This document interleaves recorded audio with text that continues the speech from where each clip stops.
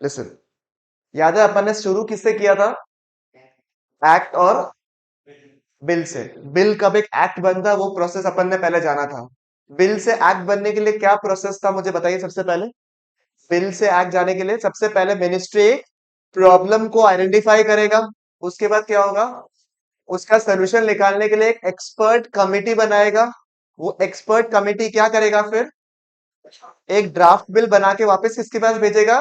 Ministry के पास में। Ministry जो है अपने लेवल पे एक प्रिलिमिनरी इन्वेस्टिगेशन करेगा, ठीक है, और उसको अप्रूवल देके आगे भिजवा देगा। फिर वो अलग अलग कमिटी हो गया, एसोसिएशंस हो गया, प्रोफेशनल बॉडीज हो गया, रेगुलेटर्स हो गया, उनके पास में बिल, सॉरी ड्राफ्ट बिल जो है वो भिजवा देगा। फिर वो लोग अपना सजेशंस देके वापस से मिनिस्ट्रीज में भिजवा देगा। Based on the suggestions received, ministry क्या करेगा? एक फाइनल ड्राफ्ट बिल बना देगा। फिर वो लोकसभा राज्यसभा में प्रेजेंट होगा। उसकी मेजोरिटी वोट्स अगर आ गए और प्रेसिडेंट ने अपना एक्सेंट एक्सेंट अब तो सिग्नेचर कर देगा, एक्सेंट कर देता है उसको, एक्सेंट डाल दिया, तो वो बिल क्या बन जाएगा? आपका एक्ट बन जाएगा। तो पहला चीज था कैसे एक बिल से एक्ट बन जाता है। नो डाउट कि वो एग्जाम रेफरेंस आपका कम है, but you should know about it, ठीक है। नंबर टू क्या था? आपने पढ़ा था लॉज, दूसरा पढ़ा था एक्ट। कौन सा वाइडर टर्म है और कौन सा नैरो टर्म है? लॉ जो है वो एक क्या है? वाइडर टर्म है इन कंपैरिजन टू एक्ट, जो कि एक शॉर्टर टर्म है। बिकॉज लॉ जो होता है उसमें क्या क्या आता है? एक्ट तो आता ही आता है, साथ में रूल्स भी आता है, साथ में केस लॉज भी आता है। केस लॉज में अपन देखा था जनरली दो पार्टीज टू द कॉन्ट्रैक्ट रहता है। एक को हम लोग कहते हैं प्लेंटिफ, ठीक है, दूसरा को क्या बोलते हैं अपन? डिफेंडेंट। क्या बोलते हैं? Defendant party. बात समझ में आ रहा है आपको? आज आप लोग एक और वर्ड सीखोगे, मैं नोट्स ले लेते हैं, ठीक है। एक और वर्ड सीखोगे आज आप लोग, ठीक है। तो आप मुझे बताइए आज क्या सीखेंगे, वो हम लोग आगे डिस्कस करेंगे अभी, ठीक है। एक और नया वर्ड आप सीखोगे, याद है ना, मैं को पार्ट पार्ट में सिखाऊंगा वो वाला वर्ड्स। तो आज आप लोग नया वर्ड भी सीखोगे। नाउ उसके आगे क्या डिस्कस किया आपने? ये वाला पार्ट था, उसके अलावा और क्या डिस्कस किया आपने मुझे बताइए। तो उसके पहले अपन ने एक वर्ड सीखा था कि हाँ, जैसे ऑर्डिनेंसेस वगैरह ये सब अपन ने देखा था। चलो इसको रिवाइज इतना ज्यादा नहीं, क्योंकि ये डायरेक्टली एग्जाम्स में है ना। ऑर्डिनेंस पता है, रूल्स रेगुलेशन जैसे आपको पता है। उसके बाद क्या डिस्कस किया था? मेन थीम क्या था चैप्टर का? In the Indian contract act 1872, जो कि किसी को याद करना नहीं था। 1872 का कोई भी कॉन्ट्रैक्ट याद करेगा नहीं।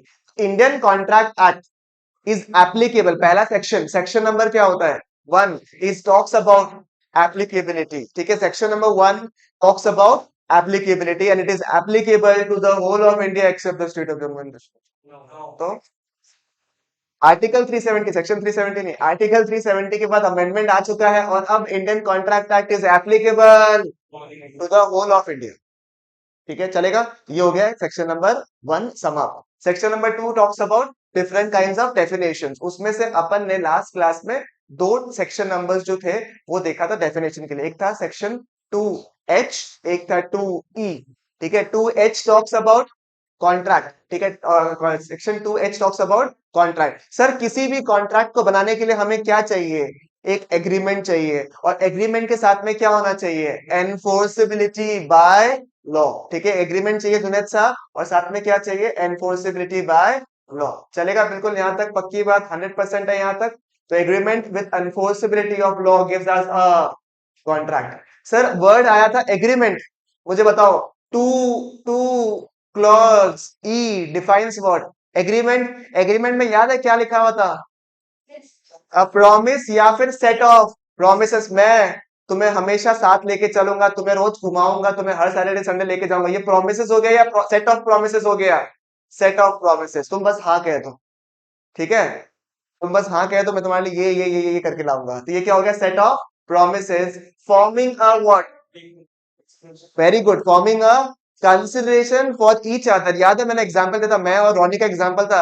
रॉनी ने मेरे से क्लासेस लिया और मैंने उससे फीस मांगा, तो रॉनी का कंसिडरेशन क्या हो गया? क्लासेस, और मेरे लिए कंसिडरेशन क्या हो गया? फीस। तो both ways we are giving something in return, और कंसिडरेशन का मतलब क्या है? Something in return. आज अपन, और याद है लास्ट क्लास में अपन ने एक लैटिन वर्ड सीखा था, ठीक है, कंसिस्टेंस एड इडिम। तो आज अपन दो और लैटिन वर्ड सीखेंगे, याद हो जाएगा, कोई टेंशन की बात नहीं, आराम से याद हो जाएगा। दोनों का दोनों बहुत रेलेवेंट है, और शायद मोस्ट लाइकली इतना ही है, थोड़ा बहुत और एक दो होगा, उसके अलावा इतना ही है मेनली, ठीक है। ये समझ में आ गया आप लोग को? तो 2H किया, एग्रीमेंट अपन ने किया। प्रॉमिस अपने को पता है क्या होता है, साथ में अगर कंसिडरेशन का तड़का जुड़ जाए तो वो क्या बन जाएगा? एग्रीमेंट। ठीक है, चलेगा बिल्कुल यहाँ तक। और agreement with legal enforceability gives me a contract. समझ में आ गया आप लोगों को? चलेगा बिल्कुल यहाँ तक। ठीक है, सबसे पहले शुरुआत किससे होता है, जन्म किससे होता है, ऑफर की वजह से। ठीक है ना, याद है ना तुमको दिव्या का एग्जाम्पल, उसने सबसे पहले क्या दिया था, एक ऑफर दिया। उस ऑफर को अगर शर्मा के आपने एक्सेप्ट कर लिया तो वो क्या हो जाएगा, promise. Promise with consideration gives me an agreement with legal enforceability. Sir legal enforceability मतलब आपका इंटेंशन होना चाहिए एक लॉफुल कंसिडरेशन या फिर लॉफुल एक्शन लेने का। आपका दिमाग में पहले से अगर इसने पैसा नहीं दिया ना तो इसको कोर्ट लेकर जाएगा। पूरा माइंडसेट तुम्हारा क्या है, लीगली होके रखा है। आज समझ में आया आपको? चलेगा बिल्कुल यहाँ तक। यहाँ तक अपन ने किया। फिर अपन ने कहते हैं इंपॉर्टेंट सेक्शन लास्ट क्लास में जिससे अपन ने शुरुआत किया था टुवर्ड्स इंपॉर्टेंट टॉपिक्स, वो था section number 10। Section number 10 talks about the essential elements of a valid contract. क्योंकि हर कॉन्ट्रैक्ट कॉन्ट्रैक्ट तो जरूरी नहीं है। क्या हम लोग हर चीज को कॉन्ट्रैक्ट मान ले क्या? याद है ना, इसको इसने सुपारी दिया था, क्या उसको हम लोग कॉन्ट्रैक्ट मान सकते हैं क्या? नहीं नहीं सर, कुछ कुछ आपके क्वालिटीज होने पड़ेंगे तभी हम लोग उसको क्या कहेंगे, कॉन्ट्रैक्ट कहेंगे। सर कुछ तो सेक्शन नंबर 10 में डायरेक्टली दिया हुआ है, उसके बारे में आज हम लोग कंप्लीट करना भी है अपने को। और कुछ सेक्शन नंबर 10 में दिया हुआ नहीं है बट वो एसेंशियल है समझने के लिए, उनके बिना कॉन्ट्रैक्ट होना पॉसिबल नहीं है। जिस तरीके से दिव्या का प्यार खुद से नहीं हो सकता खाली, उसी तरीके से कितने पार्टीज चाहिए हमें?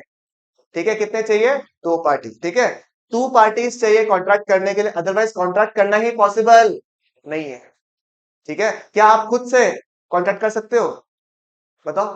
नहीं, तो एटलीस्ट कितने पार्टीज चाहिए, two party to the contract चाहिए। ये जो पार्टी है ये नेचुरल पर्सन भी हो सकता है, नेचुरल।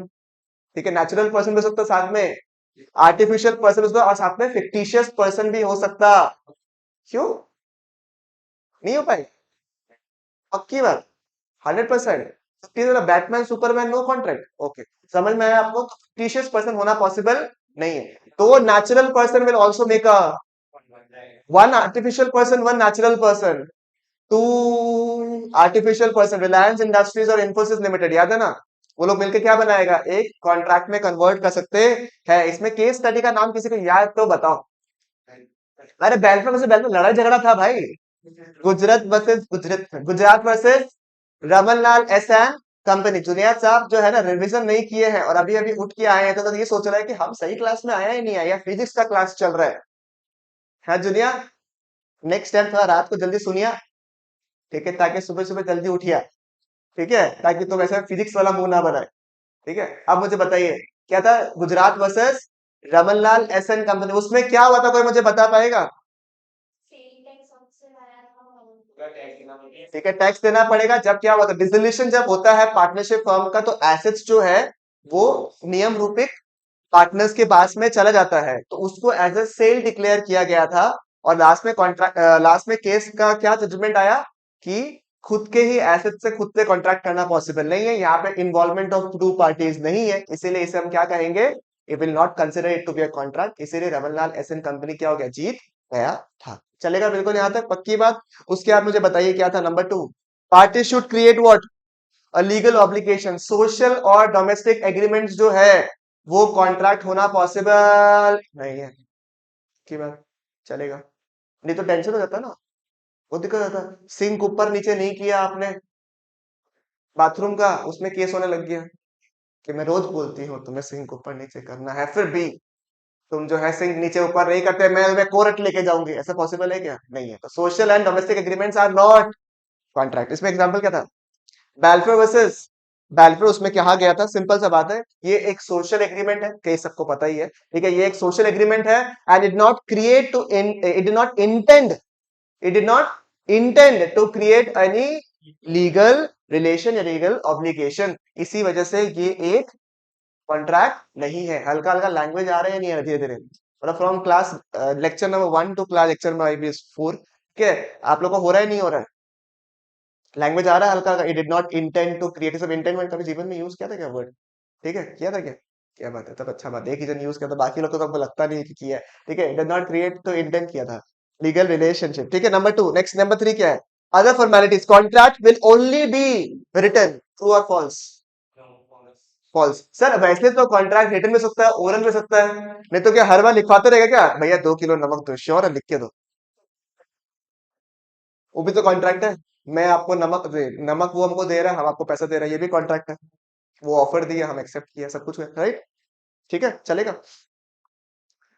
मुद्दा ये है, will all the contracts be written? The answer is what? No, it can be oral, but कुछ कॉन्ट्रैक्ट्स में रिटर्न होना अनिवार्य है, कंपलसरी है। कौन सा? इमूवेबल प्रॉपर्टीज में अगर कॉन्ट्रैक्ट कर रहा है कि मेरे बाप को घर है, बोलने से होगा क्या?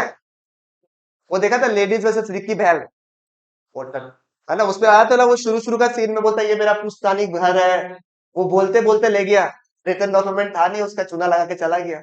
आप मुझे बताइए क्या, जब इमूवेबल प्रॉपर्टीज होगा you will require what? A return contract. उसमें कुछ कुछ और भी लीगल फॉर्मेलिटीज हो सकता है, स्टैम्प होना चाहिए, स्टैम्प पेपर होना चाहिए, साइन होना चाहिए, वो सब कुछ होना चाहिए। Next, next, certainty of meaning. Certainty of meaning मतलब, ए तू ना बड़ा वे ये अरे, एक काम तो रौनक वो लेकर आ जा। रौनक बेचारा बैठ के आ रहा है, क्या भैया, क्या लेकर आए? अरे नीचे जाके वो ले आ रहे हैं, यहाँ पे आजकल बहुत वो है। समझ में आ रहा है कुछ? बेचारा रौनक भी बोला है कि चुपचाप बैठा हुआ है, बोलता हम करे तो करे क्या, या बोलता भी नहीं क्लियरली। या फिर मैंने बोला रौनक को, रौनक एक काम कर, खाना लेकर आ जा सबके लिए। मैंने स्पेसिफाई किया खाना, बट कितना तो बताया ही नहीं। तो अब वेग तरीके से कुछ भी बोला तो वो कॉन्ट्रैक्ट डिक्लेयर किया जाएगा नहीं। ठीक है, और लास्ट में, ठीक है, लास्ट में क्या था? मैंने आपको ऐसा कोई एग्रीमेंट करने बोला जो कि क्या है? इम्पॉसिबल है। आप समझ में आया? मैंने आपको सैलमोन भाई बोलने बोला, पॉसिबल है, तो वो कॉन्ट्रैक्ट नहीं है। समझ में आया? आप any act which is impossible to be carried out will never be an contract. समझ में आया? तो ये 5 पॉइंट्स था आपका, याद आ गया सबको मेरे बिल्कुल प्रॉपर्ली? नेक्स्ट अपन ने शुरू, ये तो याद आ गया ना properly, two parties, legal intention होना चाहिए, अदर फॉर्मेलिटी सबको पता ही है, उसके अलावा क्या था? वेग नहीं होना चाहिए, सर्टेनिटी होना चाहिए, एंड पॉसिबिलिटी ऑफ परफॉर्मेंस जरूरी है। सेक्शन नंबर 10 जो कि डायरेक्ट सेक्शन से निकलता है, उसमें क्या सबसे पहले ऑफर एक्सेप्टेंस वाला पॉइंट है, तो आता ही है, ये तो अपन ने लेट लेट के किया है। इसी में तो अपन वर्ड सीखा था, कौन सा? कंसीडरेशन, समथिंग इन रिटर्न, बदले में कुछ चाहिए ही चाहिए। ठीक है, तो offer when accepted becomes a promise with legal consideration, promise with legal consideration, promise with consideration gives me what? An agreement, agreement with legal enforceability gives me a contract। समझ में आया क्या? नेक्स्ट, ये फ्री कंसेंट है तो कैसे भूल सकते हैं हम लोग? इसके चक्कर में अपना लास्ट क्लास जो है यूट्यूब पे, उसमें कॉपीराइट लग गया अपना, वो सीन के चक्कर में। ठीक है, उसमें था ना 20 लात दे, याद है ना आपको? तो क्या उसने फ्री कंसेंट दिया था? The answer is what? नहीं। तो फ्री कंसेंट में आप मुझे बताइए, फ्री कंसेंट का मतलब क्या होता है? फ्री कंसेंट क्या होता है? What is the meaning of free consent? Free consent. What is the meaning of free consent? To agree on the same thing on the same sense, यानी कि आप जो सोच रहे हो वो भी वही सोच रहा है, वो जो सोच रही है वही तुम भी सोच रहा है। ठीक है, तो क्या हो गया आपस में? फ्री कंसेंट हो गया। बात समझ में है? तुम बोला घूमने जाएगा, वो भी बोला घूमने जाएगा, सेम जगह जा रहा है तुम लोग घूमने के लिए, तो वो क्या हो गया? Free consent. यानी आप लोग agreeing on the same thing in the same sense is known as what? Free consent. और कोई भी कॉन्ट्रैक्ट को कैरी आउट करने के लिए फ्री कंसेंट होना जरूरी है। तुमने 2 फोन 3 फोन रख दिया, उस सोच रहा है आईफोन बेच रहा है, तुम सोच रहा है मोटोरोला बेच रहा है, यहाँ पे फ्री कंसेंट हुआ क्या? नहीं, तुम कुछ और सोच रहे हो, तुम कुछ और सोच रहे हैं, यहाँ पे फ्री कंसेंट एप्लीकेबल नहीं है, तो कॉन्ट्रैक्ट होना भी पॉसिबल नहीं है। चलेगा बिल्कुल यहाँ तक? आपको लास्ट क्लास का एग्जांपल याद है? ठीक है, बट अगर अगर सोचो आपसे कंसेंट लिया गया गलत तरीके से, क्या बोला मैंने? अगर आपसे कंसेंट लिया गया गलत तरीके से तो क्या होगा, मुझे बताइए आप। अगर आपसे कंसेंट लिया गया गलत तरीके से तो क्या हम लोग उसे एक कॉन्ट्रैक्ट मानना चाहोगे आप लोग? The answer is what? नहीं मानना चाहिए। उसमें कैसे होता है? सुनो, याद है आप लोग को? मैंने लास्ट टाइम कहा था आपको, कब कब फ्री कंसेंट नहीं होता है, आप मुझे बताइए कब कब फ्री कंसेंट नहीं होता है? वेरी गुड, एक पहला वर्ड क्या बताया मैंने? कोवर्जन। कोवर्जन क्या था? ठीक है, डरा के और धमका के। सर ऐसे याद नहीं होगा, हम लोग को कुछ दिखा दो तब हम लोग को होगा, ये देखा है क्या सीन?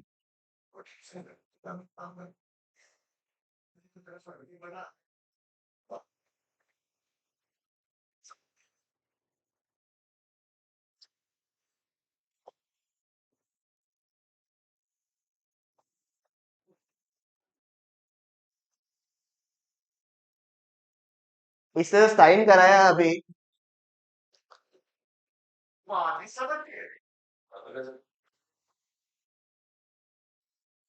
ठीक है, तो ये क्या हुआ, धमका के इसका बेटा को मार मार के अगर सोचे इसने कॉन्ट्रैक्ट में इंटर करा ले, तो ये क्या हो गया, एग्जाम्पल ऑफ कोर्शन। आप मुझे बताइए, क्या यहाँ पे फ्री कंसेंट था? सोचो अगर आपके साथ में ऐसा हुआ, आपके साथ में नहीं हुआ, मतलब आपके लिए तो पॉसिबल ही नहीं है आपके साथ में ऐसा हो, बट अगर आपको किसी की पार्टी के साथ में हो गया, कुछ हो गया, कोई है, तो आपके पास में क्या लीगल राइट अवेलेबल है, आप मुझे बताइए। देखिए जनरली आप क्या देखते हो कि लोगों ने साइन करवा लिया इस तरीके से डरा के धमका के, या फिर आप नशे में थे और आपने साइन करवा लिया, ऐसा होता है नहीं होता है? आप बीमार थे, वो फेविक्विक पे ऐड देखा है, वो बीमार रहता है वो और एक जीरो लगाता है, ऊपर से पानी गिरता है, याद है ना वो सीन? याद है या नहीं है? ऊपर से पानी गिरता है, उसको वन हिट जाता है, वो जो, नहीं नहीं, एमसील एमसील का था जहां तक हमको याद है, एमसील या कुछ था, याद नहीं है। हाँ, पेन तो नहीं था, पेन तो नहीं था। खुद के बेइज्जती कराएगा, पेन से लिख के मिट गया। पेन नहीं था, एमसील था या फिर फेविक्विक था, दोनों में से एक था, याद नहीं आ रहा मेरे को, चलो देख लेगा वो तो हम लोग के पास बहुत ऑप्शन है। ठीक है, अभी क्या है, तो वो कंसेंट जो हमने लिया, ऐसा होता ही नहीं होता। आप मुझे बताइए, जनरली आप लोग मूवीज वगैरह में देखा होगा ना कि कभी भी धमकाम का किसी मैंने साइन दिखाया, आपको करवा लिया, तो उसके बाद में क्या ऑप्शन होता है? Do you have any legal rights against that? आपने भूल से साइन कर दिया, आप उस समय होश में नहीं थे, आप उस समय कोर्ट्स के थ्रू आपसे साइन किया गया था। चलो पहले, सबसे पहले कोवर्जन डिस्कस करते हैं, उसके बाद एक बार करके ब्रेक डाउन करेंगे क्या ऑप्शन होता है उसका। आज सेंट्रल थीम है पूरे क्लास का। ठीक है, अब मुद्दा ये है कि सोचो आपको डरा के, धमका के, फिजिकल फोर्स एक्सर्ट करके आपसे साइन करवा लिया, आपको एक कॉन्ट्रैक्ट में एंटर करा दिया। Such a situation is known as what?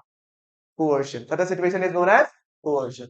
आप मुझे बताइए, कोवर्जन करने के लिए क्या मेरा एक दूसरे का जानना जरूरी है? नहीं, कोई जरूरी नहीं कि हम आपको जाने नहीं जाना है, हमको बोला कि आपसे कॉन्ट्रैक्ट कराने का है, मैंने धमका के आपसे कॉन्ट्रैक्ट कर लिया, बात खत्म। ये हो गया कोवर्जन। ये क्या हो गया? कोवर्जन। ठीक है, दिमाग में रखने का, कोवर्जन क्या होता है? कोवर्जन। ठीक है, डरा के और धमका के। नंबर टू मैंने क्या बोला? Number two was what? Undue influence. क्या बोला मैंने? Undue influence. क्या बोला मैंने? Undue influence. एग्जाम्पल सुनो। ठीक है, अ, सोचो एक फैमिली है जिसमें एक बूढ़ा बाप है। ठीक है, क्या है? बूढ़ा बाप है। ये तो बॉलीवुड टिपिकल सेटअप। ठीक है, बूढ़ा बाप है एक, तो उसके दो तीन बेटे हैं। ठीक है, दोनों तीनों बेटे को, दोनों तीनों बेटों में से क्या एक बेटा जो है सबका ध्यान रखता है, अपने मम्मी पापा सबका घर परिवार में रखता है। ठीक है, आप मुझे बताइए कि तो जो बाकी बेटा है वो ध्यान ही नहीं देता कुछ भी। ठीक है, वही सिर्फ ध्यान देता है। ठीक है, अब बात यह है कि उसका बेटा को पता है कि ये लोग पूरा पूरी डिपेंडेंट किसके ऊपर है? वो बेटा के ऊपर है। तो बेटा जानता है कि मेरे ऊपर डिपेंडेंसी है, मतलब मैं ही घर चला रहा हूँ, सब कुछ मैं ही कर रहा हूँ, तो मेरे हाथ में कंट्रोल है या नहीं है? तो उसको करके, इमोशनल करके अगर बापू से कुछ साइनिंग वाइनिंग करवा लिया, बोलेगा देखो बापू, मैं यहाँ पर ध्यान रखना हूँ, सारे के सारे प्रॉपर्टी किसके नाम पर रख दो? मेरे नाम पे, नहीं तो फूड सप्लाईज बंद कर देगा। सही बात है या नहीं? फूड सप्लाईज बंद कर देगा। तो आप मुझे बताइए, ये केस क्या हो गया? इज इट अ डराना धमकाना? नहीं, इट इज लाइक इमोशनल अत्याचार। अनडू इन्फ्लुएंस हम लोग क्या बोलेंगे प्यार से? इमोशनल अत्याचार। इमोशनली आपको इस तरीके से टेम्प्ट कर दिया कि आपका हालत खराब हो गया। ठीक है, चलेगा बिल्कुल यहाँ तक? सर इसके लिए कुछ मन है देखने का आपको? इसलिए सर्च करना पड़ेगा मेरे को, मगर काफी। ठीक है, आप लोग को वो सीन याद है क्या जिसमें एक वो था ना, क्या नाम है उसका हीरो का, जिसमें वो कौवा बिरयानी खा लिया था, याद है? हाँ, कौवा बिरयानी खा लेते, याद है? तो एपिक एपिक सीन है वो तो। कौवा बिरयानी खा लेता, उसके बाद लास्ट में वो डॉक्टर के पास चला गया था, डॉक्टर को बोला कि ऐसे समय से तो पूरा हो गया, ये हो गया, वो उसका किडनी लेकर चला गया। मतलब क्या हुआ इसमें? डॉक्टर एंड पेशेंट के बीच में रिलेशन में कोई डोमिनेटिंग है या नहीं, आप मुझे बताइए। कौन डोमिनेटिंग है? डॉक्टर। डॉक्टर बोला मैं आपका जान तभी बचाऊंगा जब आप इतना रुपए ट्रांसफर करोगे मुझे, या इस कॉन्ट्रैक्ट में एंटर करोगे। तो आप मुझे बताइए यहाँ पे क्या हो रहा है? क्या आप डरा रहे हो? नहीं। क्या आप धमका रहे हो? नहीं। आप क्या कर रहे हो? इमोशनली एक इंसान को क्या कर रहे हो? टेम्प्ट कर रहे हो, जिसकी वजह से वो कॉन्ट्रैक्ट में एंटर कर रहा है। इसको बोलते हैं अनड्यू इन्फ्लुएंस। इसका क्राइटेरिया क्या है, सुनो। अनड्यू इन्फ्लुएंस का क्राइटेरिया क्या? नंबर वन, क्या आप दूसरे वाले पार्टी को जानोगे या नहीं जानोगे? Yes, you must have a fiduciary relationship. You should have a relationship with the other person. Number two, पहला चीज मैंने क्या बोला? आपके बीच में क्या होना चाहिए? एक fiduciary relationship होना चाहिए। क्या होना चाहिए? एक फिड्यूशरी रिलेशनशिप होना चाहिए। बाकी हम लोग यूनिट नंबर 3 में इसके ऊपर लेट लेट के डिस्कशन है, ठीक है, तो वहां पे आराम से पढ़ेंगे। बड़े बगल थोड़ा टर्म्स पकड़ लो ताकि दिमाग में रहे। एक क्या बोला मैंने, फिड्यूशरी रिलेशनशिप, एक आपस में आप लोग जान पहचान है। नंबर टू क्या है आपका, नंबर टू क्या है आपका, एक पार्टी का दूसरे पार्टी के ऊपर डोमिनेंस होना चाहिए। टीचर स्टूडेंट डोमिनेंस है या नहीं है, ठीक है। मैंने स्कूल में मैं पढ़ा रहा हूँ, मैं बोल रहा हूँ देखो अगर आपके बेटे को पास कराना है, क्योंकि मेरे पास सब कुछ ताकत है, बेटे को अगर पास कराना है तो चुपचाप अपना जो घर का जमीन है वो मेरे नाम पे कर दीजिए। तो ये क्या हो गया, अनड्यू इन्फ्लुएंस। सीए और उससे क्लाइंट अनड्यू इन्फ्लुएंस कर सकते हैं, करेंगे नहीं, कर सकते हैं। Doctor patient undue influence. तो यहाँ पे क्या होगा, एक पार्टी डोमिनेटिंग है, दूसरा पार्टी थोड़ा सा नरम सिचुएशन में है। इसकी वजह से अगर आपने इमोशनली उसको क्या कर दिया, कॉन्ट्रैक्ट में एंटर करा दे, तो situation is known as what, undue influence. पहला क्या था, डराना धमकाना। नंबर टू क्या होता है, emotional teacher. Number three was a type of issues जहां पे दो पार्ट में डिवाइड कर दिया। दोनों का थीम जो था वो तो ऑलमोस्ट सेम था, मिस रिप्रेजेंटेशन या फिर फ्रॉड, मिस रिप्रेजेंटेशन या फिर फ्रॉड। पर दोनों में एक फर्क था, दोनों में ही दूसरा वाला पार्टी को जो एक्सपेक्ट किया था वो मिला नहीं। पर दोनों में एक फर्क था, मिस रिप्रेजेंटेशन और फ्रॉड में दोनों केसेस में दूसरा वाला पार्टी को गलत सामान मिलता है। बट आप मुझे बताएं दोनों में डिफरेंस क्या है। एक में इंटेंशन खराब नहीं था, एक में इंटेंशन खराब था। कौन से केस में इंटेंशन खराब था, फ्रॉड का केस में। फ्रॉड का केस में माथा में मैलिशियस माथा में था, मतलब माथा में गंदगी था कि लेके जा, ठीक है। तब पता चले मेरा एक दोस्त है, उसका फोन का हालत बिल्कुल खत्म था, मतलब किस तरीके से वो ऑन हो जाए काफी था। वो ओएलएक्स में ऐड डाल दिया कि परफेक्टली कंडीशन फोन, ठीक है। वो किस तरीके से भगवान जैसे उस समय ऑन भी रह गया उसका फोन। अच्छा किस्मत वो भी है कि उसने जब चेक वेक किया उस समय भी ऑन रह गया हल्का हल्का, और वो बोला हाँ हाँ हाँ, फटाफट दीजिए रुपये हम जाते हैं। तो यहाँ पे इंटेंशन क्या था, फ्रॉड का था। समझ में आया, चलेगा बिल्कुल यहाँ पे। और अगर आपका आपको पता ही नहीं था कि फोन में इशू है, टेक्निकल कुछ मदरशिप में इशू है, और बाई चांस गलती से आपके पास दूसरा वाला इंसान के पास चला गया, यहाँ पे क्या होगा, is known as a case of misrepresentation. Junior के दिमाग में आ रहा है कि भैया आपने पहले डराना धमकाना बताया, फिर इमोशनल अत्याचार बताया, फिर ये सब बताया, बट उसकी वजह से होगा क्या, वो जानने का दरकार है या नहीं, उसके लिए थोड़ा वेट कर बता देंगे, ठीक है। और लास्ट पॉइंट क्या है, मिस्टेक, ठीक है। मिस्टेक के ऊपर भी अपन यूनिट नंबर 3 जब पढ़ेंगे तो इसमें आराम से डिस्कस करेंगे मिस्टेक, ठीक है। मिस्टेक के चलेगा बिल्कुल यहाँ पे पक्की बात। वैसे तो यूनिट नंबर 3 के ऊपर सारा डिस्कशन होगा, बट मोटा मोटी आइडिया हुआ या नहीं हुआ। जब यूनिट नंबर 3 करेंगे ना, इट शुड बी लाइक हाँ हाँ हाँ पढ़ा पढ़ा तो है, बस उसमें थोड़ा लैंग्वेज को अच्छा करेंगे, और जो केस स्टडी है उसको अच्छे से पढ़ लेंगे, बाकी केसेस हो जाएगा आराम से। समझ में आया आपको, चलेगा बिल्कुल यहाँ पे। क्या आपको फ्री कंसेंट का मतलब समझ में आया क्या, agreeing on the same thing, on the same sense and in the same sense, चलेगा बिल्कुल यहाँ पे पक्की बात, 100%। नेक्स्ट नंबर 3 क्या लिखो दोनों, कैपेसिटी ऑफ द पार्टीज, ठीक है दीपेश, ये वो कैपेसिटी नहीं है जो तुम सोच रहे हैं, ठीक है। इसमें होना चाहिए कि क्या पार्टी के बीच में कॉन्ट्रैक्ट करने का कैपेसिटी है या नहीं है, वो है। समझ में आया आपको। अब आप लोग जो सोच रहे हो वैसा नहीं बोल रहा उसका, वो खाने पीने का बात कर रहा है कितना कैपेसिटी है, ठीक है। अब बताइए सर, कौन सा इंसान are capable of entering into a contract, वो जाना जरूरी है। उसके लिए एक नया सेक्शन सिखाने वाला, वो है सेक्शन नंबर 11, सेक्शन नंबर 11, ठीक है, सेक्शन नंबर 11, ठीक है। उसमें क्या लिखा हुआ है, देखो, capacity to contract means the legal ability of a person to enter into a valid contract. ऐसा कोई इंसान है जिसको कॉन्ट्रैक्ट एंटर करना ही अलाउड नहीं है, ठीक है। आप लोग गलत सोच रहे हो, ऐसा शक्ल वकल के ऊपर नहीं है कि हो तुम्हारा शक्ल पसंद नहीं है तुम कॉन्ट्रैक्ट में करने, ठीक है। आप हो ऐसा नहीं कर सकता अपन, ठीक है। इसमें कुछ क्राइटेरिया दिखा हुआ है जहां पे लोग बाग कॉन्ट्रैक्ट में एंटर नहीं कर सकते या फिर एंटर कर सकते हैं। वो कहा मेंशन किया हुआ है, इन सेक्शन नंबर 11। सबसे पहले क्या लिखा हुआ है, देखो तो, you have you have attend an age of what, majority, मतलब टिकला बालक लोग, ठीक है। टिकला बालक लोग जो है वो लोग कॉन्ट्रैक्ट में एंटर नहीं कर सकते। कैसे डिटरमाइन करेगा, एग्जाम में जब प्रेरणा है, अब उसको 18-19 साल का भी हो गया, लगता 17 साल का ही है अभी भी, ठीक है, ये 16 साल का ही है, उस केस में क्या मानेगा हम लोग, आप मुझे बताइए। जैसे वो है, ठीक है, वो भी अभी 15 साल के लगता है, तो आप मुझे बताइए कैसे मानेगा, बताइए आप मुझे, ठीक है। आपके पास कोई लीगल डॉक्यूमेंट होगा, एंड आप कितने साल के होने चाहिए, 18 ईयर्स एंड, ठीक है। मेजोरिटी केसेस में it is what, 18 years and above, but in certain cases आपका जो लीगल एज माना जाता है वो 21 है।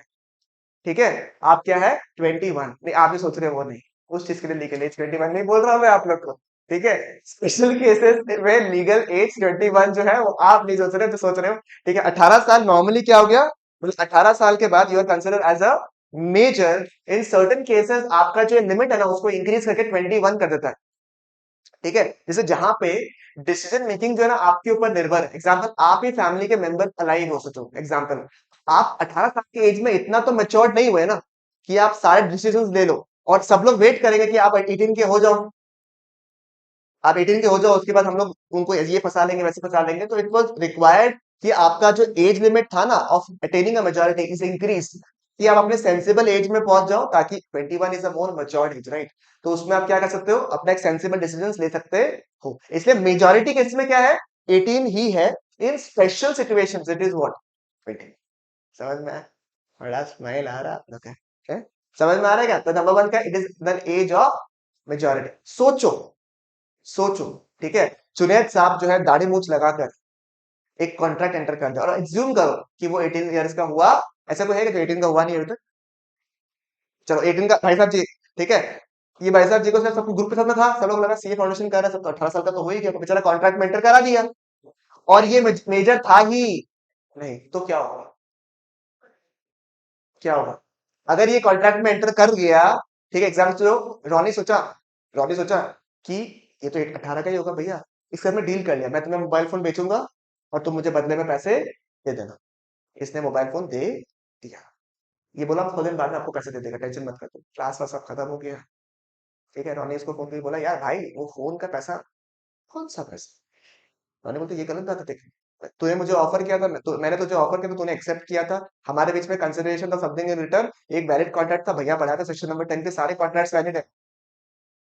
ठीक है, मैं नोट्स लेकर आ जाऊंगा, फ्री कंसेंट भी था, तूने भी बोला था हाँ है, मेरे को भी बोला था हाँ है। ठीक है, सब कुछ अपने बीच में वैलिड रहा है। तो ये चीज गलत है, मैं बता रहा हूँ आप तुमको। ठीक है, मेरे दिमाग में लीगल इंटेंशन भी क्रिएट हो रहा है। ठीक है, मैं तुझे कोर्ट लेकर जाऊंगा। इसने क्या बोला, जो करना है कर। आप मुझे बताइए कौन जीतेगा? रॉनी जीतेगा? माइनर जीतेगा, क्योंकि माइनर के अगेंस्ट कोई भी कॉन्ट्रैक्ट करना पॉसिबल ही नहीं। ठीक है, वो शुरू से ही क्या माना जाएगा, इनवैलिड। अगर उसने पैसे नहीं भी दिए ना तो भी आप मांग नहीं सकते।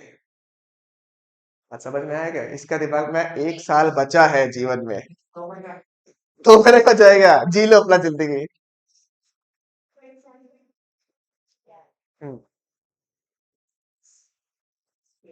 हम्म, हम्म,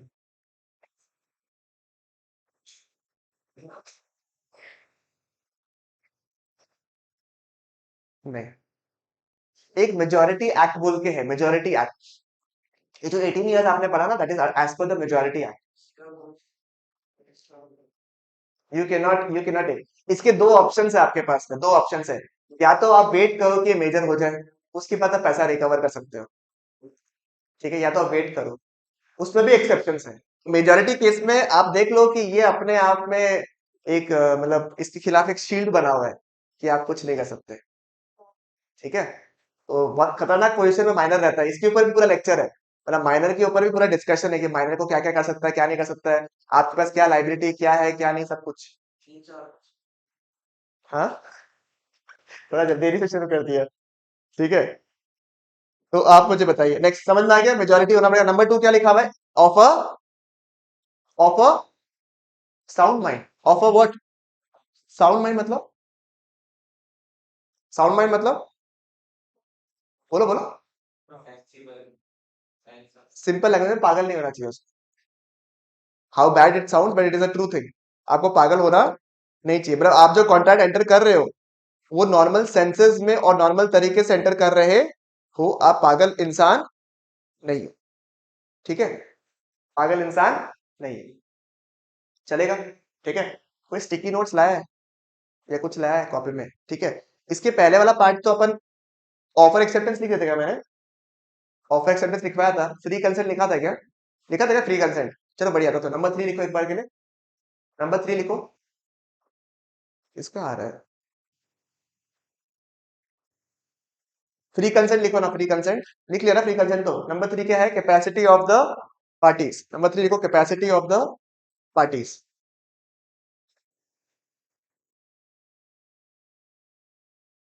capacity of the parties. Capacity of the parties का मतलब क्या होता है? Legal ability to enter into a contract. ठीक है, legal ability, it is the legal ability. अरे क्या कर रहा है तुम लोग? ये लो, ये लो। अच्छा, मार्कर चाहिए क्या? Legal ability to enter into a contract. ये कौन सा में मेंशन है आपका, मुझे बताइए। Section number 11। प्लीज शॉर्ट में लिखिएगा, ठीक है ना? Legal ability to enter into a contract. Short में लिखिएगा, क्योंकि ये आपका रिवीजन, ये आपका रिवीजन नोट्स होगा लास्ट में जब रिवाइज करोगे खुद के लिए, ठीक है? Legal ability to enter into a contract, section number कौन सा है इसमें? Section 11, section 11। ठीक है, legal ability to enter into a contract. What is the capacity to a contract? It is the legal ability to enter into a contract. Section number 11 में there are 3 points. Number 1 क्या लिखा हुआ है? Major लिखिए, number 1 लिखिए। Major, उसको क्या होना पड़ेगा? मेजर। मेजर का मतलब क्या हो गया? More than generally 18 years. ठीक है, 18 प्लस।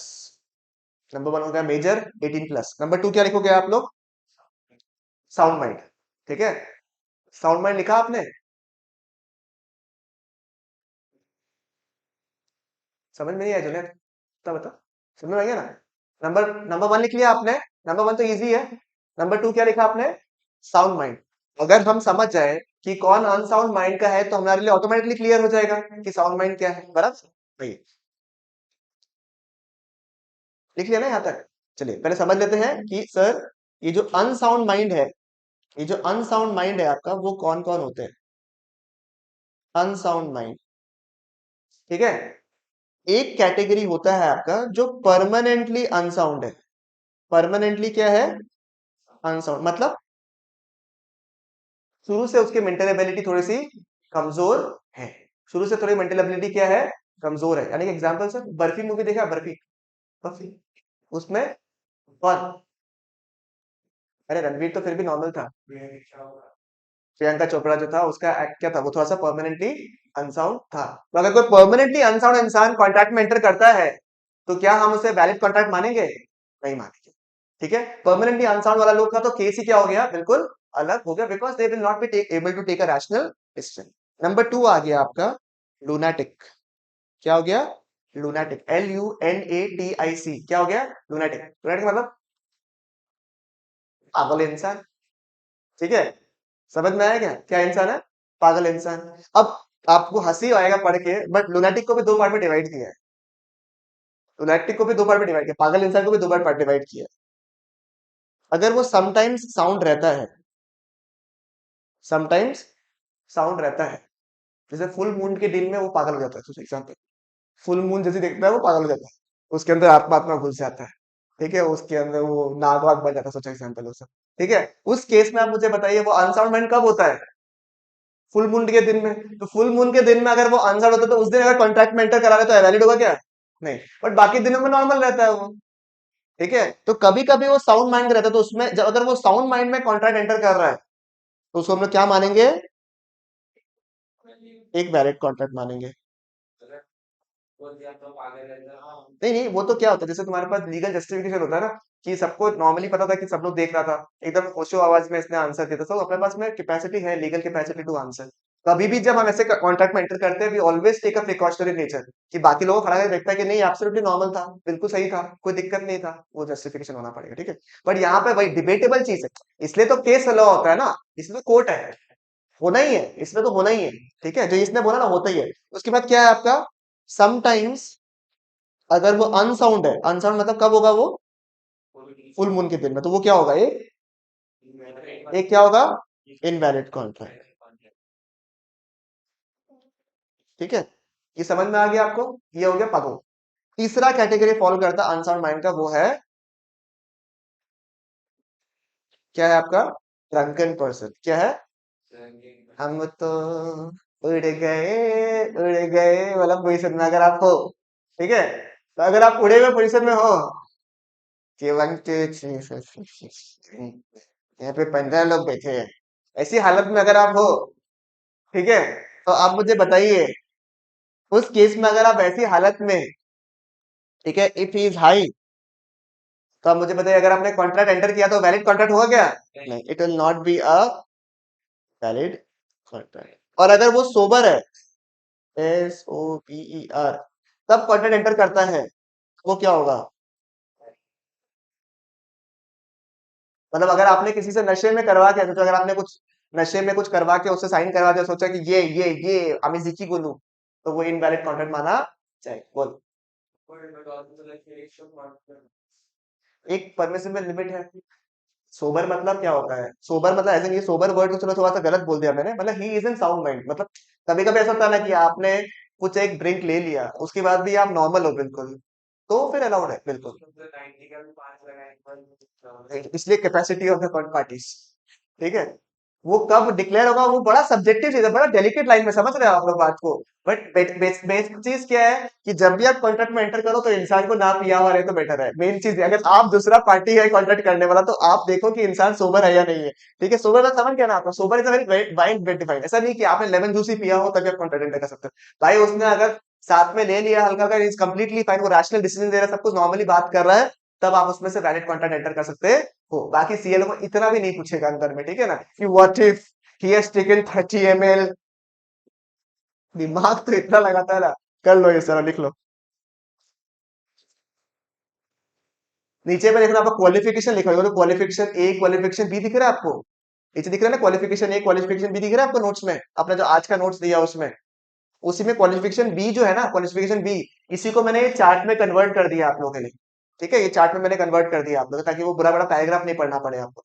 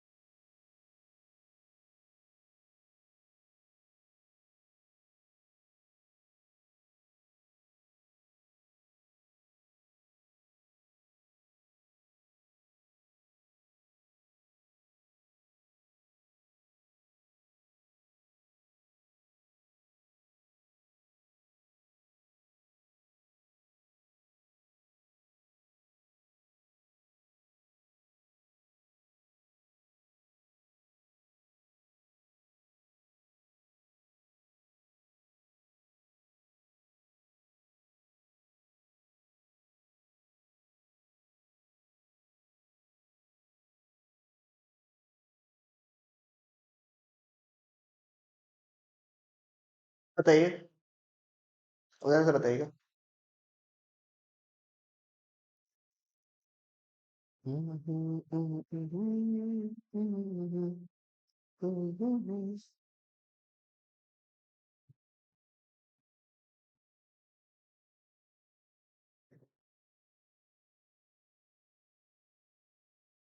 एक बार फाइल भेज रहे, चेक करो ना।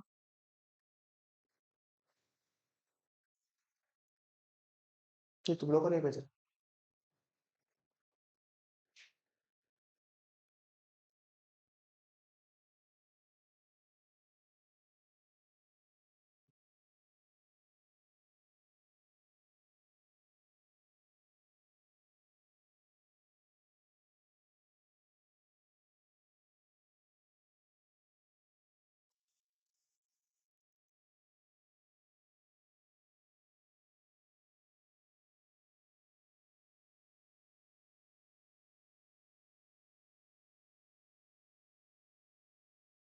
ओके, डन एवरीबॉडी, खत्म, समझ में आ गया? 2 पॉइंट समझ में आ गया। आप सबसे पहले क्या होना पड़ेगा? एक मेजर होना पड़ेगा, नंबर 2 आप साउंड माइंड में होना पड़ेगा। नंबर 3 क्या है आपका?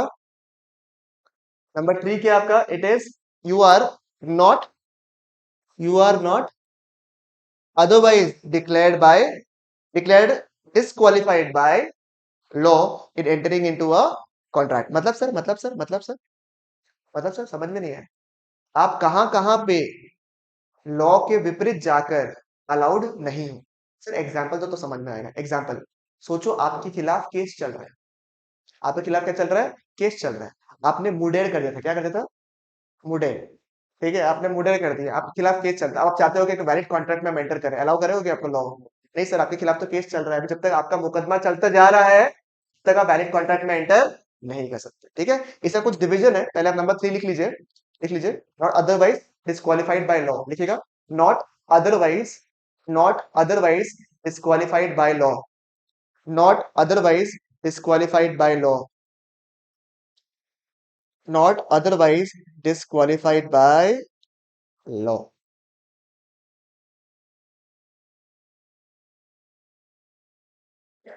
not otherwise disqualified by law। Hmm.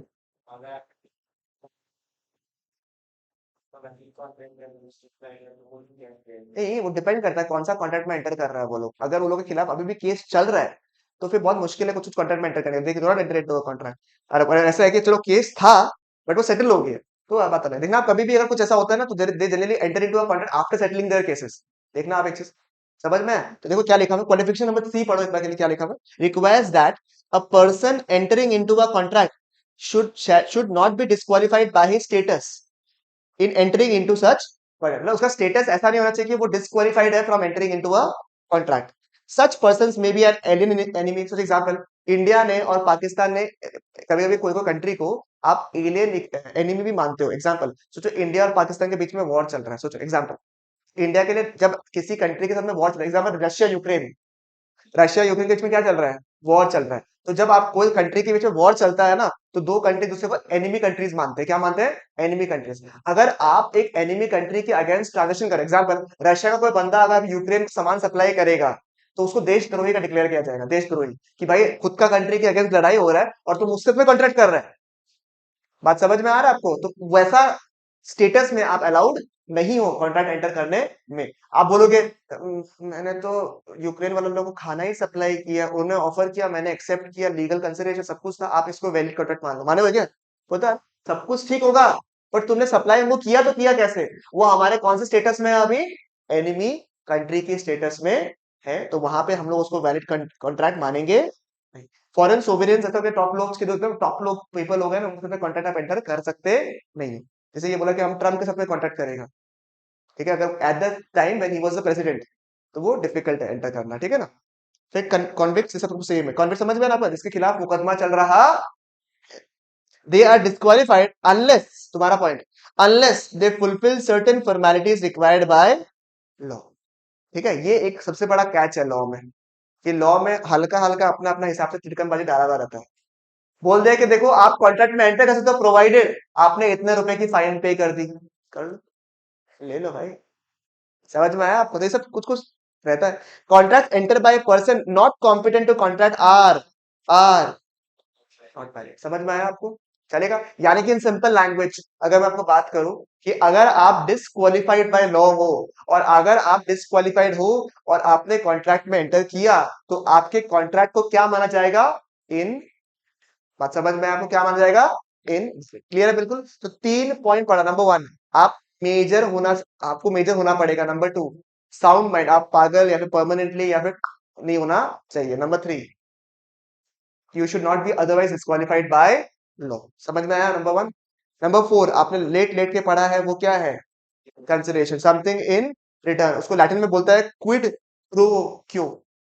Kwid pro quo मतलब something in return, quid pro quo. ठीक है, quid pro quo, something return. इतना ही करेंगे डिस्कस यहाँ पे कंसिडरेशन के बारे में, आपने थोड़ा बहुत तो जान ही दिया है। बाकी अपन कहाँ डिस्कस करेंगे, unit number two. Consideration is unit number 2। समझ में आया? क्विड प्रो क्यो, जहां कंसिडरेशन लिखे हो वहीं पे क्विड प्रो क्यो लिख लो, ताकि याद रहे। क्विड प्रो क्यो का मतलब क्या है, समथिंग इन, बदले में कुछ।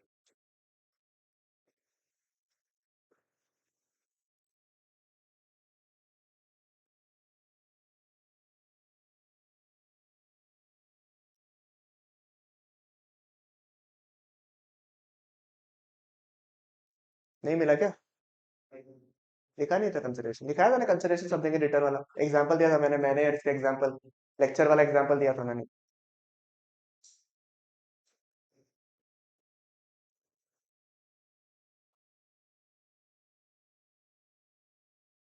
समझ में आ गया अच्छे से सबको?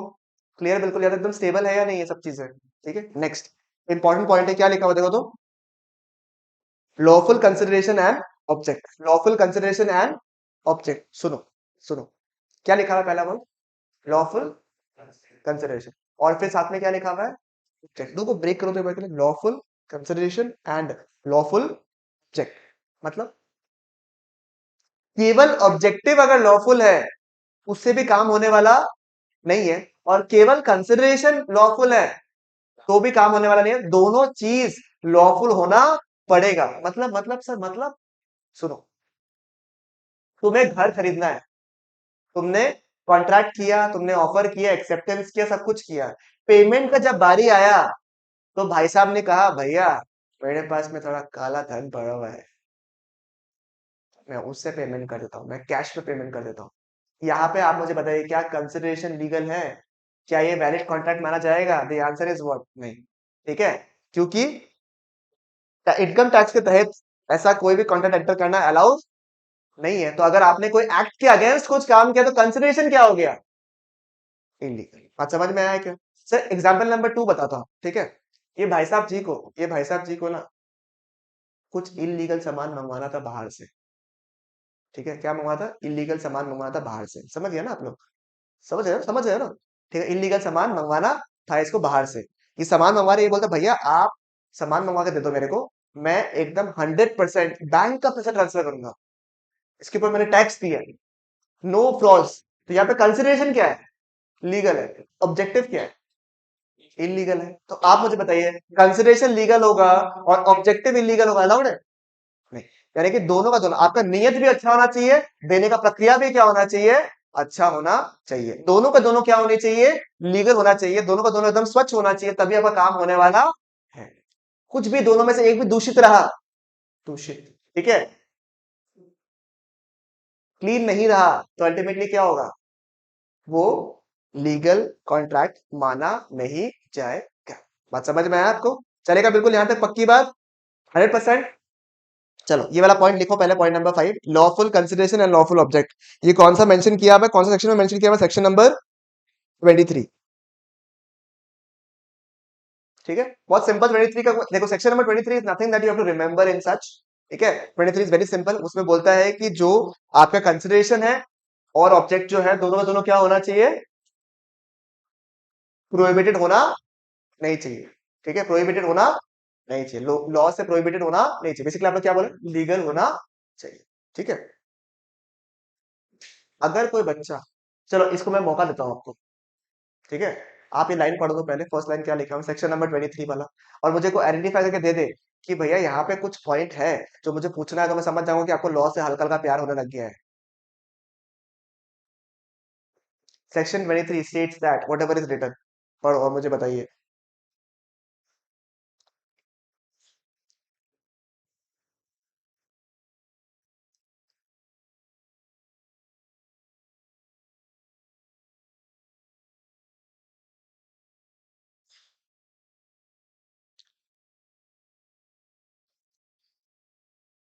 हाँ, इंजरी है। भैया कोई क्वेश्चन था, जैसे कि प्रॉपर्टीज होता है, किसी का प्राइवेट प्रॉपर्टी है बट गवर्नमेंट उसको डिक्लेयर कर दिया कि नहीं हमको लेना है, ये लॉ के अंदर ला दिया, तो वो तो फिर गवर्नमेंट ले लेगा पर वो देना नहीं चाहेगा, तो जबरदस्ती और नहीं, कॉन्ट्रैक्ट। वो कुछ कुछ में एक्सेप्शन दिया हुआ है कि अगर कोई डेवलपमेंट पर्पस के लिए चाहिए, इंफ्रास्ट्रक्चरल डेवलपमेंट के लिए चाहिए, एग्जाम्पल तुम जैसे बोल रहा है कि कोई रास्ता में कोई बिल्डिंग आ रहा है, जैसे अभी मालेगांव वाला ब्रिज बना रहा है, मालेगांव वाला ब्रिज के चक्कर में कोई बीच में घर, एक जगह देखा भी होगा, एक जगह होटल होटल बीच में आ गया, ठीक है, वो ऑलमोस्ट उससे सट रहा है, मतलब आप ब्रिज को नॉर्मल अपना छत से जा सकता है, अलग लेवल का चीज होगा।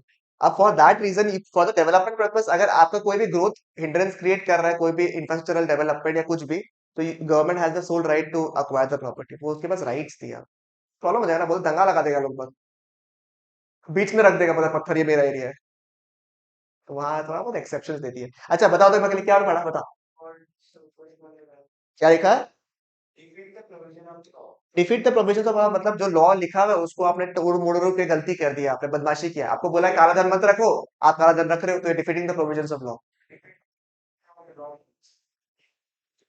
नहीं नहीं नहीं, डिफीट द लॉ नहीं बोला, defeat the provisions of law, जो लॉ में लिखा हुआ है उसको आपने किस तरीके से तोड़ मरोड़ के यूज कर लिया। ठीक है। और कुछ क्या बोला था पता? देखो क्या लिखा हुआ, देखो तो स्टेट्स दैट कंसिडरेशन कंसिडरेशन और ऑब्जेक्ट, अभी तो हम लोगों ने कहा दोनों चाहिए, अभी तो क्या चाहिए? एंड बोला था हमने। और यहाँ क्या लिखा हुआ है? और लॉ में कभी कभी कुछ कुछ नोट्स वगैरह भी मेंशन किया जाता है नीचे में। ठीक है, जैसे आपको हर जगह में यहाँ लिखेगा कि पार्टी टू द कॉन्ट्रैक्ट को ही लिखा हुआ है, ही मतलब लॉ जो है मेल के तरफ से लिखा हुआ है हर चीज। तो किसी फीमेल ने पूछ लिया कि ये क्या बात हुआ, हर जगह ही क्यों लिखा हुआ है? पॉसिबिलिटी है, व्हाई नॉट शी? अब सोचो पूरा लॉ में अगर ही पब्लिक शी करने जाएगा तो बहुत मेहनत होगा, ऐसा तो है नहीं वर्ड फाइल है, कंट्रोल वो किया, फाइंड किया, कंट्रोल एच दबा के सबको ही स्लैश शी कर दिया, है तो पॉसिबल मुश्किल है थोड़ा सा। इसलिए instead of changing the entire law, ये जब चेंजिंग द एंटायर लॉ, कुछ अलग से आपको डेटा दे दिया, नोट्स दिया, उसको हम लोग थोड़ा सा पढ़ा है, आगे चल के पता चलेगा, इंटरप्रिटेशन ऑफ स्टैट्यूट्स बोल के होता है। ठीक है, कि लॉ को समझने के लिए आप ये गाइड बुक रख लो जिससे आप लॉ समझ जाओगे, इंटरप्रिटेशन ऑफ स्टैट्यूट्स बोल के। आप जब सीए इंटर में पहुंचोगे, यू हैव अ चैप्टर कि लॉ को पढ़ना कैसे। ठीक है, इंटरप्रिटेशन ऑफ स्टैट्यूट्स बोल के। ठीक है, उसके तहत लिखा हुआ है कि ही में जहां बोलेंगे वहां पे शी भी एप्लीकेबल हो जाएगा।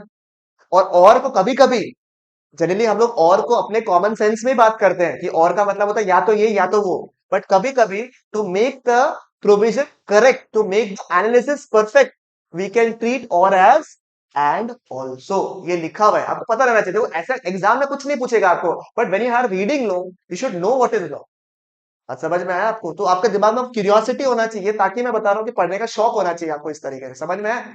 चलेगा बिल्कुल। यहाँ पे पक्की बात, यहाँ पे or has been interpreted as what? And. ठीक है, चलेगा बिल्कुल यहाँ पे पक्की बात। श्योर हो? क्यों बताया बताए? अभी आप बोलो कि भैया इसमें कौन सी बड़ी बात है। ठीक है, इसके लिए इसमें कौन सी बड़ी बात है, आप तो इतना इजी और को एंड कर देता। देखो आपके लिए क्या है, आप तो प्रोविजन पढ़ोगे, एग्जाम दे दोगे। सोचो अगर कोई बंदा लॉयर है, उसको अगर इंटरप्रिटेशन मिल गया तो बोलेगा देखो आपका यहाँ पे और लिखा हुआ है। और का मतलब क्या होगा, लीगल ऑब्जेक्ट होना चाहिए या फिर लीगल कंसिडरेशन होना चाहिए। मेरा तो बंदा जो है लीगल कंसिडरेशन लिख के रखा, लीगल ऑब्जेक्ट नहीं बता, क्या हुआ, आप सुसाइड डिक्लेयर मानो। बात समझ रहे? तो बड़ा बड़ा केस हो जाएगा ये चीज। इसीलिए यहाँ पे कुछ चीजें मेंशन किया हुआ रहता है, ताकि ये जो बीच में आपको बीच में जो कंफ्यूजन है वो क्रिएट ना हो। समझ में आया? हल्का हल्का वो इंटरेस्ट जगह ही नहीं देगा जानने का।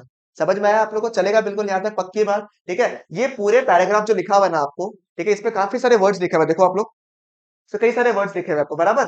ठीक है, इस पूरे पैराग्राफ को हम लोग थोड़ा सिंपल कर देते हैं, इजी कर देते हैं आप लोगों के लिए, ताकि आप लोगों के लिए चीजें इजी हो जाए। ठीक है, आओ एक बार पहले रीडिंग कर देखो क्या लिखा हुआ है। इट वुड डिवोट, क्या लिखा हुआ है देखो, सबसे पहले लिखा हुआ प्रोहिबिटेड बाय लॉ, फिर लिखा हुआ defeat the provisions of law, fraudulent लिखा हुआ है, इंजरी लिखा हुआ है आपका, immoral, oppose to public policy, दिख रहा है आप लोग को?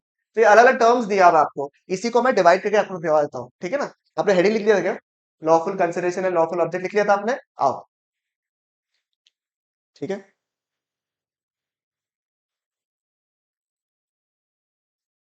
यहाँ नीचे लिख लेते हैं हम लोग। ठीक है, कि कौन से केस में अनलॉफुल माना जाएगा। ठीक है, अनलॉफुल ऑब्जेक्ट कब कब होगा आपका।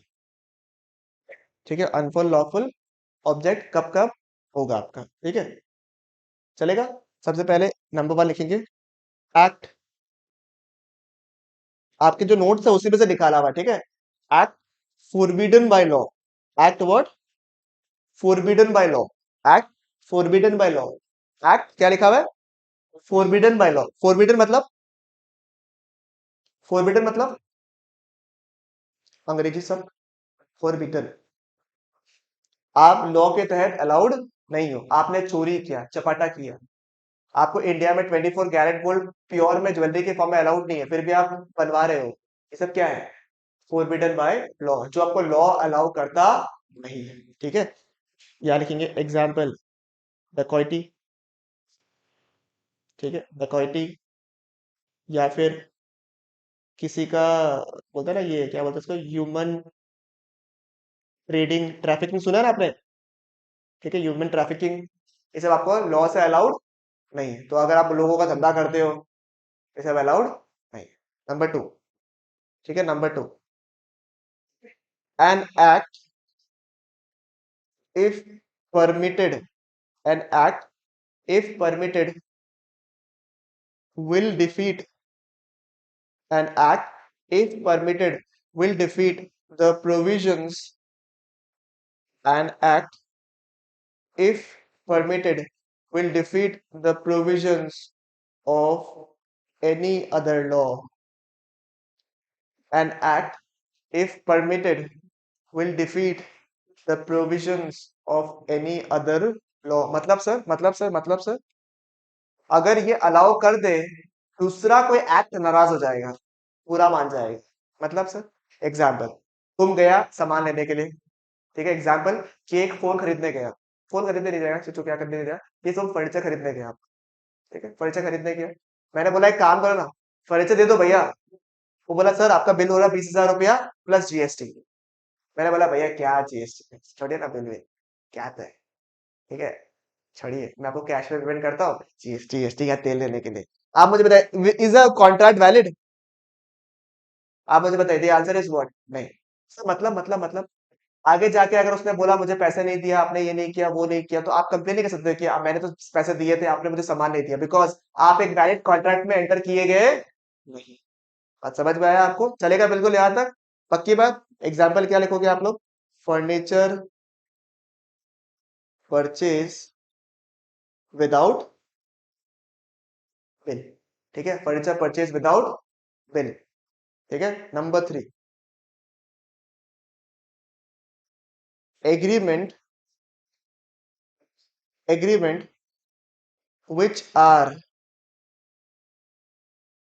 agreement which are opposed to public policy, agreement which are opposed to public policy,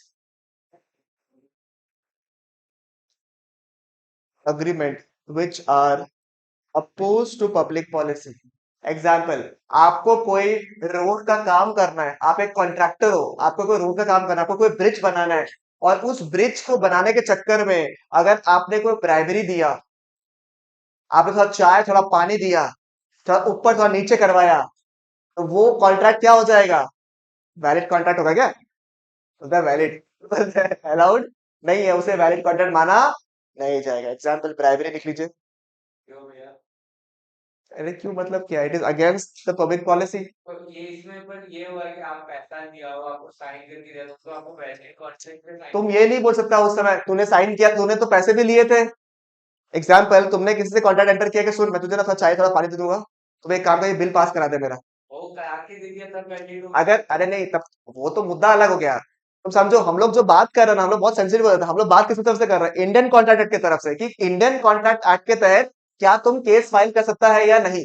example, मैं और ये कॉन्ट्रैक्ट में एंटर किया, ये बोला भैया एक काम करो ना, आप ये बिल पास करा दो मेरा, या ये कॉन्ट्रैक्ट दिलवा दो मेरे को, आप बदले में मेरे से कुछ रिश्वत ले लीजिएगा, ठीक है।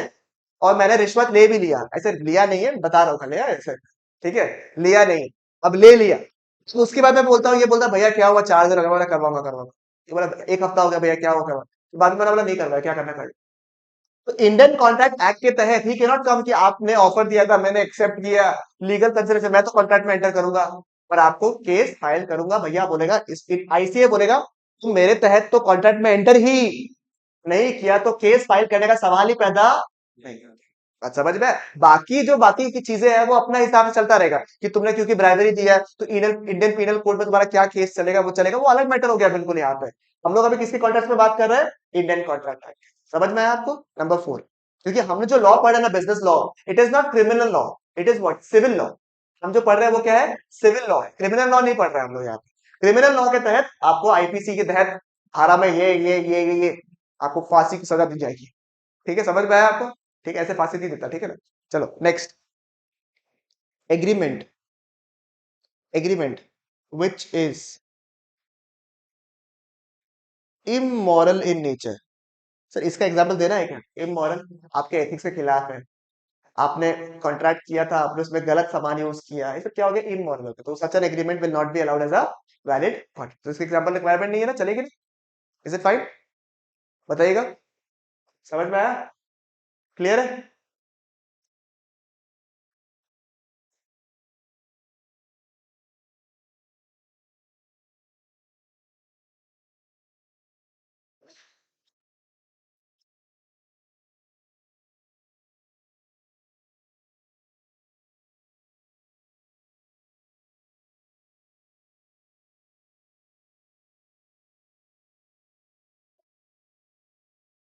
डन एवरीबॉडी, यहां तो समझ में आ गया आप लोग को? क्लियर है? सब कुछ हो गया लिखना? अब आइए देखो, और लास्ट पॉइंट क्या लिखा हुआ देखो तो, लास्ट पॉइंट क्या लिखा हुआ है? Not expressively declared as void. एक नया वर्ड सीख रहे हैं आप लोग, वॉइड। क्या दिख रहा है आप लोग? वॉइड। ठीक है, ये वर्ड के ऊपर में अभी हम लोग हल्का सा डिस्कस करेंगे। क्या बोला मैंने? Void word. ये पॉइंट के ऊपर फोकस नहीं करेंगे अभी, ये पॉइंट तो आराम से हो जाएगा, कोई दिक्कत की बात नहीं है। क्या लिखा हुआ है आपका? वॉइड। ठीक है, चलो इस वॉइड वर्ड को समझने के लिए आइए पहले दो तीन वर्ड और समझते हैं, उसके बाद आगे डिस्कस करते हैं। ठीक है, आइए नीचे आइए। टाइप्स ऑफ कॉन्ट्रैक्ट दिख रहा है आप लोग को? टाइप्स ऑफ कॉन्ट्रैक्ट में सबसे पहला कॉन्ट्रैक्ट का नाम क्या लिखा हुआ है? Valid contract. क्या वैलिड कॉन्ट्रैक्ट का मतलब आप लोग को आता है? सर क्या होता है वैलिड कॉन्ट्रैक्ट? क्या होता है वैलिड कॉन्ट्रैक्ट? कैन आई से अगर सेक्शन 10 के सारे एसेंशियल एलिमेंट्स को प्लस एडिशनल एलिमेंट्स को अगर फुलफिल कर दिया, वेरी गुड है, तो उसको क्या मानेंगे हम लोग? वैलिड कॉन्ट्रैक्ट मानेंगे। सही बात है, यहाँ पे चलेगा बिल्कुल। यहाँ तक do you know the meaning of valid contract? लिखवाने वाला बात बाद में करा दूं मैं आराम से। ठीक है, वैलिड कॉन्ट्रैक्ट समझ में आया? अब देखो, मैं आप लोग को कुछ यहाँ पे लिखवाने जा रहा हूँ, लिखवाने वाला आप लोग देखो यहाँ पे, ठीक है ना? मैं आपको लिखवाने जा रहा हूँ वॉइड एग्रीमेंट। क्या लिखाने जा रहा हूँ आपका? Void agreement sir. ठीक है, क्या लिखाने जा रहा हूँ मैं? Void agreement. सर ये वॉइड एग्रीमेंट क्या होता है? ठीक है, वॉइड का मतलब है, वॉइड का मतलब है, वॉइड का मतलब है इनवैलिड। वॉइड का मतलब क्या हो गया? इनवैलिड। ठीक है, उसको हम लोग प्यार से बोलेंगे। ठीक है, वॉइड एग्रीमेंट जो होते हैं ना वो खारिज होते हैं। क्या होते हैं? खारिज होते हैं, मतलब उसको एग्जीक्यूट करना पॉसिबल नहीं है। ठीक है, एक बार आप लोग शीट में आइए, उसमें क्या लिखा हुआ है देखो तो।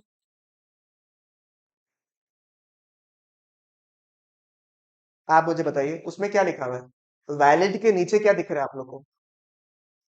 वैलिड कॉन्ट्रैक्ट के नीचे क्या दिख रहा है आप लोग को? वॉइड। वॉइड। और मैंने क्या लिखा है? अरे मतलब कुछ दोनों में फर्क तो होगा, है ना? उसके नीचे क्या दिख रहा है आपको?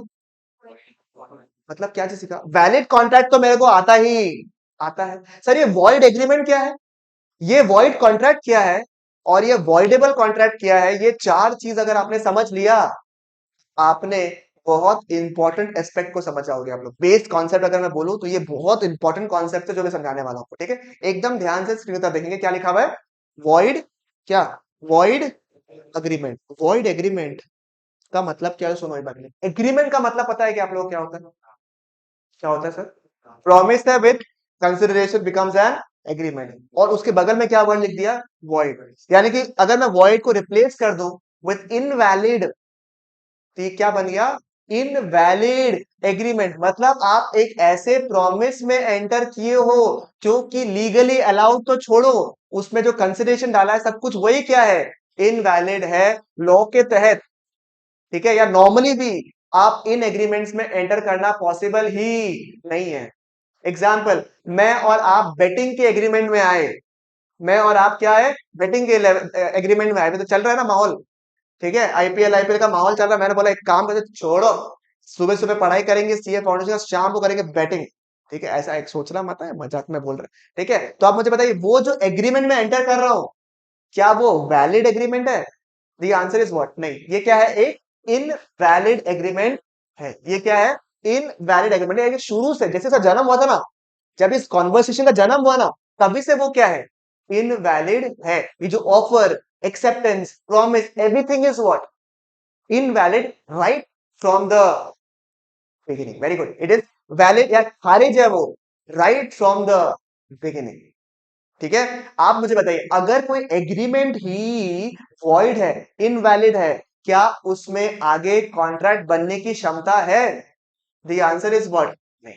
बात समझ में आया आपको? यानी कि वो शुरू से अगर खारिज है तो हम लोग उसमें कॉन्ट्रैक्ट बनाने की कोई सोच भी नहीं सकते।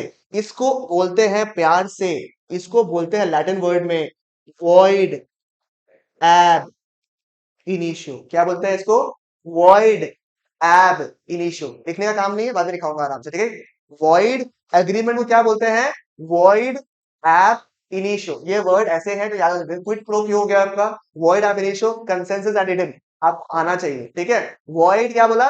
Void ab initio. सर मतलब क्या है इसका? सुनो, वॉइड एब इनिशियो का मतलब होता है इट इज इनवैलिड या वॉइड, ठीक है। सच एन एग्रीमेंट इज इनवैलिड या फिर void right from the, very good, right from the, ठीक है, बात समझ में आ रहा है? Void ab initio, void right from the beginning, शुरू से खारिज है। शुरू से क्या है? खारिज है, मतलब इसका जन्म भी गलत हुआ था। ये शुरू से ही क्या है? इनवैलिड है। सुनिएगा, मैंने इलीगल नहीं कहा, मैंने क्या कहा? इनवैलिड।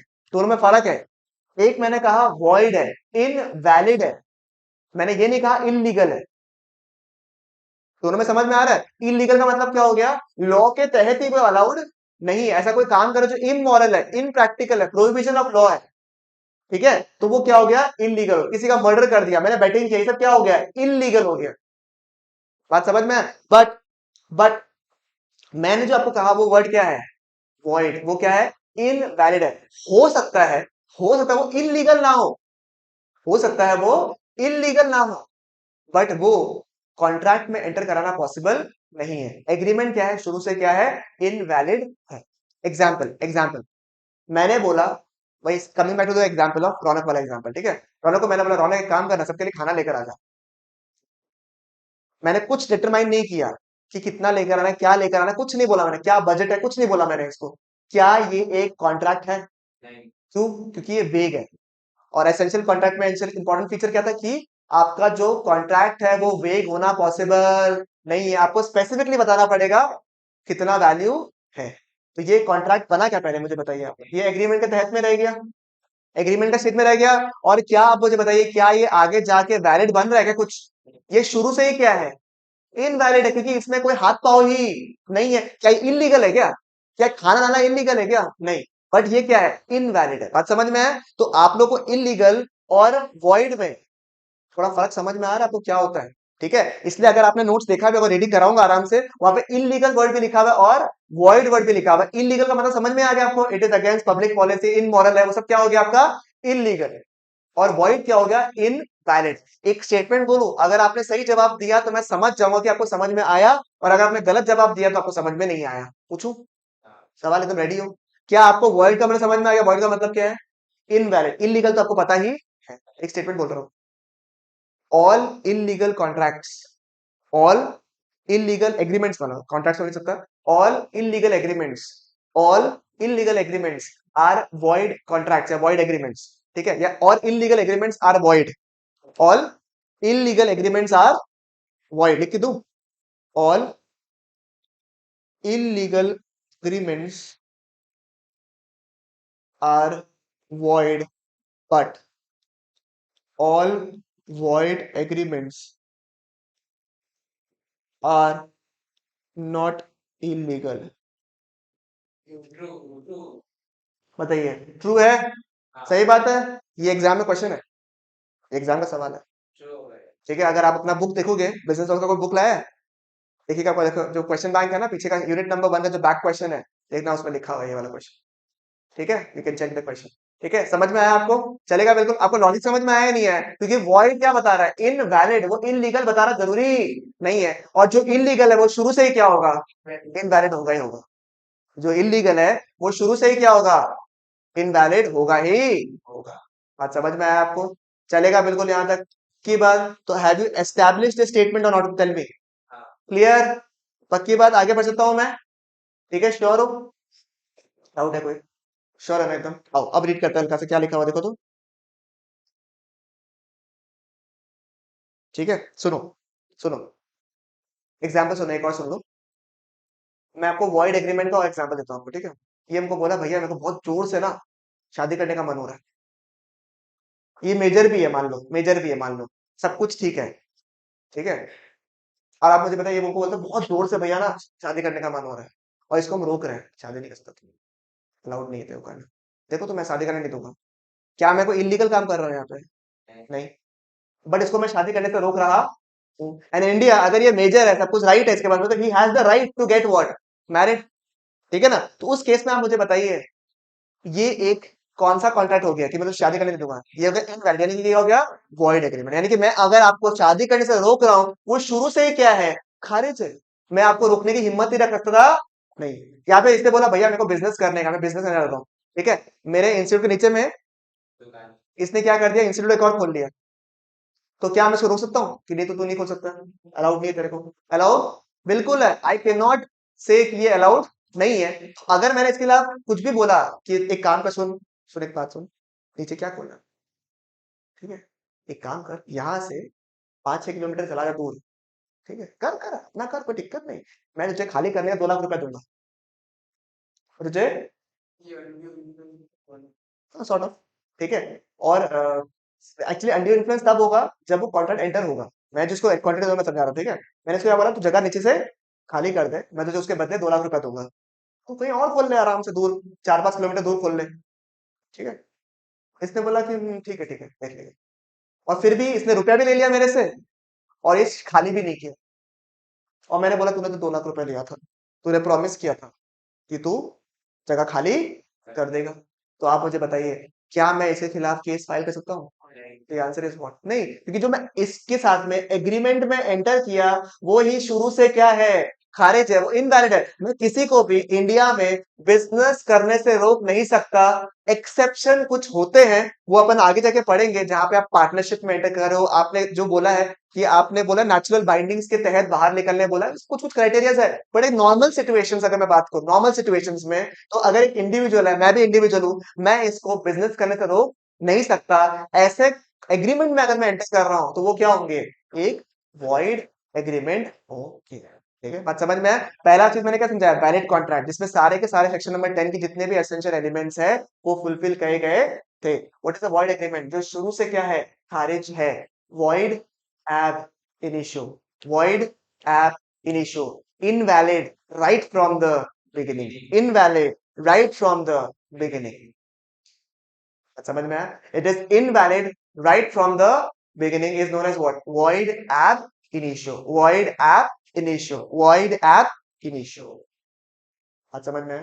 तो सर आपने बोला वैलिड कॉन्ट्रैक्ट, आपने कहा void agreement, what is the meaning of void contract, what is the meaning of void contract? कोई समझदार है तो बताओ, मैंने आपको दोनों समझा दिया, मैंने आपको वैलिड का मतलब भी समझा दिया, आपको कॉन्ट्रैक्ट का मतलब भी पता है, और आपको एग्रीमेंट का मतलब भी पता है। आप मुझे बताइए what is the meaning of void contract, without reading, without reading, खुद का लॉजिक से मुझे बताइए क्या होना चाहिए। अगर आप समझ गए तो समझ आ जाएगा, तब तक हल्का सा मैं जल का सेवन कर लेता हूँ।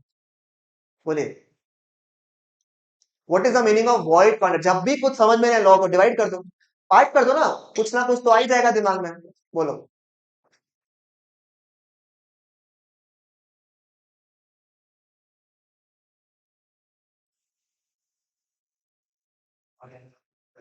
अच्छा, एनफोर्सेबल बाय लॉ तो है ही ना, कि अगर एनफोर्सेबल बाय लॉ नहीं होता तो कॉन्ट्रैक्ट ही नहीं बनता।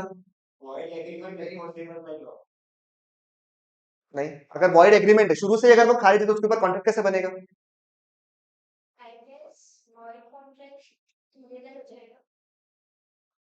नहीं, इलीगल होता तो शुरू से खारिज होता ना वो जो एग्रीमेंट है, वो एग्रीमेंट का स्टेज में खत्म हो जाता, वो कॉन्ट्रैक्ट बनता ही नहीं।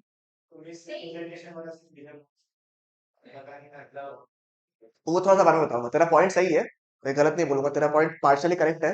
वो थोड़ा सा आगे, थोड़ा सा रुक जा, मैं बता दूंगा इसके बारे में भी तुमको। अगर कुछ चेंजेस आ गया, मतलब गवर्नमेंट पहले Very good.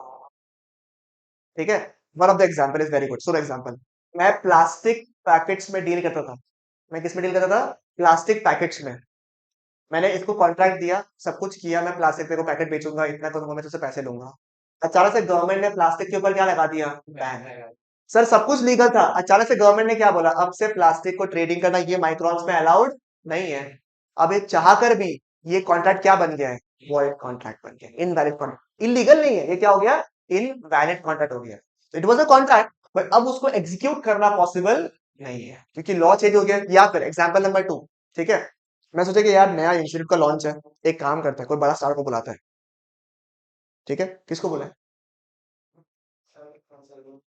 सलमान भाई, ठीक है, सलमान भाई को बुला दिया, फिर शाहरुख खान को बुला लिया, हम लोग बुलाया बुलाया कि आप एक बार आइए, थोड़ा सा बच्चा लोग एनकरेज एनकरेज करिए, क्या करेगा, ठीक है।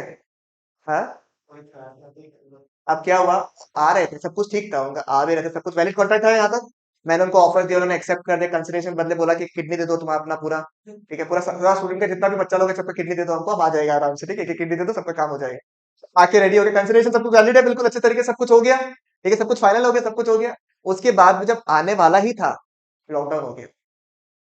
क्या हो गया, लॉकडाउन हो गया। तो मैं क्या केस करूंगा उसके अगेंस्ट कि मैंने आपको ऑफर दिया था, आपने एक्सेप्ट किया था, सबका सबका किडनी भी लिया है आपने, एक बात हुआ कि आप नहीं आएंगे, कैसे नहीं आएंगे, थोड़ी देर बाद होता है, वो बोलेगा भाई मेरे लिए आना ही इम्पॉसिबल एक्ट हो गया है, it is unenforceable from my end to execute the contract, इसीलिए वो कॉन्ट्रैक्ट क्या बन चुका है आपका, वॉइड कॉन्ट्रैक्ट बन चुका है। क्या बन गया है, वॉइड, समझ में आया? यानी कि समझ में क्या है, वॉइड एग्रीमेंट शुरू से ही बदमाश था, वो शुरू से ही गलत था, वहां शुरू से कुछ भी पॉसिबिलिटी नहीं था। But what is a void contract, कि वो शुरू में लीगल था, इससे तो कॉन्ट्रैक्ट बना ना। अगर वो शुरू में लीगल नहीं होता तो क्या वो कॉन्ट्रैक्ट बनता, नहीं। ऑन द फर्स्ट प्लेस आप मुझे बताइए, कॉन्ट्रैक्ट बना नहीं, बनता ही नहीं। बट क्या हुआ, बट सिचुएशंस एंड सर्कमस्टांसेस ऐसा हो गया कि अब उस कॉन्ट्रैक्ट को एग्जीक्यूट करना पॉसिबल नहीं है, इसीलिए वो कॉन्ट्रैक्ट जो वैलिड था पहले, वो अब क्या बन गया है, वॉइड कॉन्ट्रैक्ट बन चुका है, it becomes forcible in some situations, या इम्पॉसिबल हो गया है to carry on such an act, उसको अपन क्या बोलेंगे, वॉइड कॉन्ट्रैक्ट बोलेंगे। इसीलिए मैंने आपको डायरेक्टली वॉइड कॉन्ट्रैक्ट नहीं समझाया, मैंने आपको क्या समझाया पहले, वॉइड एग्रीमेंट, ताकि आप समझो कि वॉइड एग्रीमेंट और वॉइड कॉन्ट्रैक्ट में फर्क क्या है। और आज आपको दिमाग में ये भी एस्टैब्लिश हुआ कि void agreement is not necessarily equal to an illegal agreement, ये भी आपको समझ में आया नहीं है, तो इलीगल एग्रीमेंट और वॉइड एग्रीमेंट में फर्क है, और वॉइड एग्रीमेंट और वॉइड कॉन्ट्रैक्ट में भी फर्क है। क्लियर है बिल्कुल यहाँ तक, पक्की बात 100%। पहले मैंने क्या सिखाया, वैलिड कॉन्ट्रैक्ट, फिर क्या सिखाया, वॉइड एग्रीमेंट, फिर क्या सिखाया, वॉइड कॉन्ट्रैक्ट, और समझ में, और उसमें इलीगल एग्रीमेंट्स भी समझा। ठीक है, आपको स्ट्रेस देने की बिल्कुल भी दरकार नहीं, क्योंकि पीछे के नोट्स अगर आप देखोगे तो यहाँ पे सब कुछ लिखा हुआ है, देखो वॉइड एग्रीमेंट इलीगल एग्रीमेंट का डिफरेंस सब कुछ लिखा हुआ है आपका, तो इतना दिक्कत वाली बात नहीं है। और देखो क्या लिखा हुआ है, ऑल इलीगल क्या, agreements are void but all void agreements are not illegal. पढ़ा था क्या ये वाला पार्ट, तो आप लोग को ऑलरेडी ये वाला पार्ट आता है, समझ में आया आपको, चलेगा बिल्कुल यहाँ तक। नेक्स्ट, लास्ट जो आपको समझना है आज का, वो क्या है आपका, नहीं नहीं, void able, void able, sir इसको ब्रेक करो, क्या लिखा हुआ है, इस वर्ड को ब्रेक कर दोगे तो आपका मतलब समझ में आ जाएगा आपको, आप मुझे बताइए क्या है, वॉइड एबल मतलब, वॉइड एबल,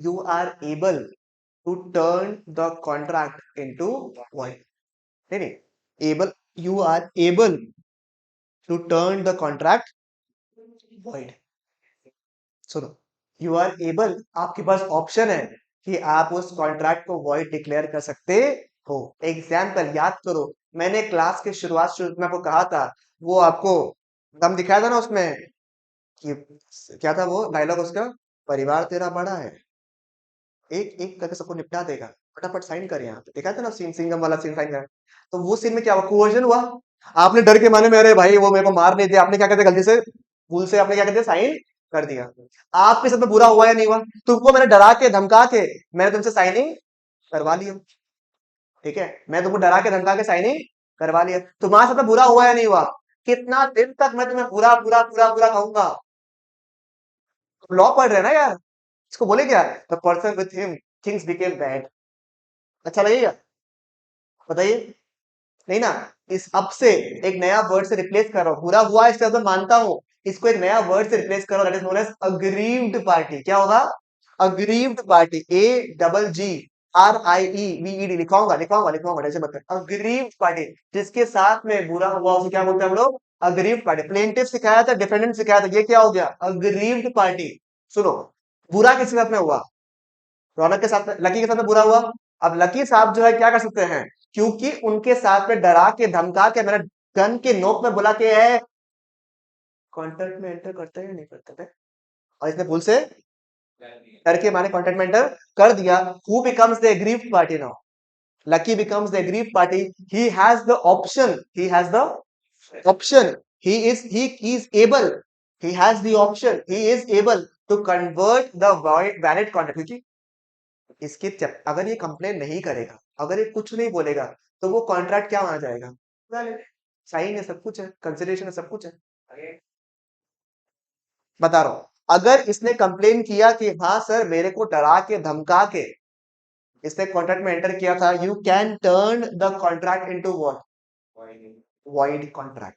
ठीक है, आज समझ में आया? तो वॉइडेबल कॉन्ट्रैक्ट का मतलब क्या हो गया? आप बीच में कहीं अटक गए, you are able, but provided कि आपको डिसीजन के ऊपर डिपेंड करता है कि अगर आपने कंप्लेन किया it becomes a void contract, अगर आपने कंप्लेन नहीं किया it becomes a valid contract. उसके आगे प्रूफ करना पड़ेगा, you should have the documentary evidences, कुछ रिकॉर्डिंग कुछ भी होना पड़ेगा आपका, तभी जाके मानेगा। नहीं तो कोर्ट ऑफ लॉ में क्या होता है? It is based on evidences, it is based on facts. ठीक है, बट आपके पास at least you have the option, right, to this. Second option, आप नशे की हालत में थे, नशे से चढ़ गई आपको, और आपको साइन करवा दिया, आपका कॉन्ट्रैक्ट क्या बन जाता है? Void able. क्या बन जाता है? Void able. किस में पूरा हुआ? जो नशे में था, उसको पता भी नहीं था कि वो बेचारा नशे में है, उसने साइन कर दिया। You have the option to convert the contract into what? A void contract. ठीक है, उसको बोलते हैं वॉइडेबल कॉन्ट्रैक्ट। ये जो ऑप्शन दिया है वो क्या होगा? Void able contract. कुछ लीगल एविडेंसेस साथ में होना पड़ेगा। एग्जाम्पल सोचो, अगर मेरे लिए कोई डिफेमेशन का केस है ना, कोई मेरे को डिफेम कर रहा है, एग्जाम्पल, तो I should have the naturally proof ना। ये तो मैं ऐसे ही बोल दूंगा कि उसने मेरे लिए बुरा बोला, क्या प्रूफ है भाई?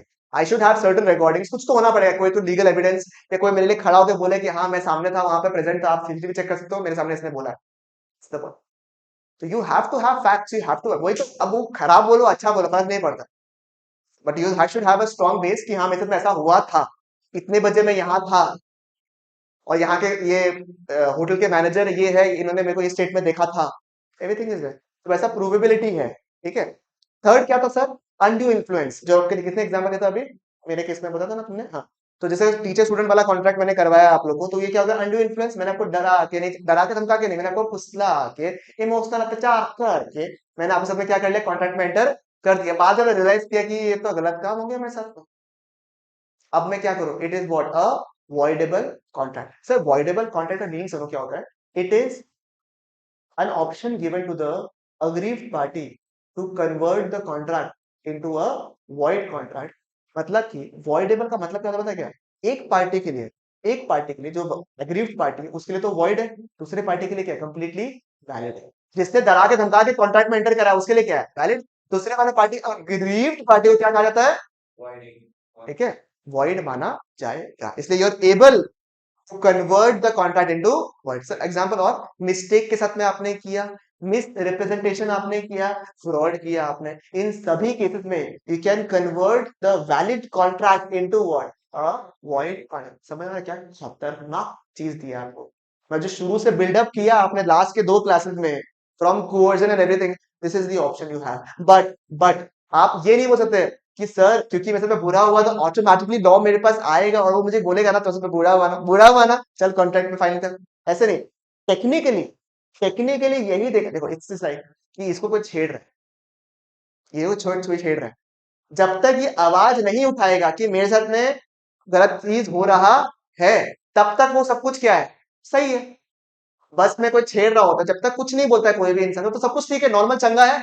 जब उसने आवाज उठाया तब उसके अगेंस्ट क्या होगा? कंप्लेंट होगा। It is like this. Voidable में पावर दे दिया आपको कि आप चाह के इस कॉन्ट्रैक्ट को वॉइड डिक्लेयर कर सकते हो, प्रोवाइडेड, प्रोवाइडेड व्हाट?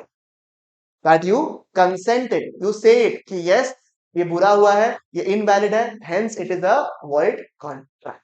बात समझ में आया आपको? चलेगा बिल्कुल। तो you have an option to enter और to convert the valid contract into a void contract.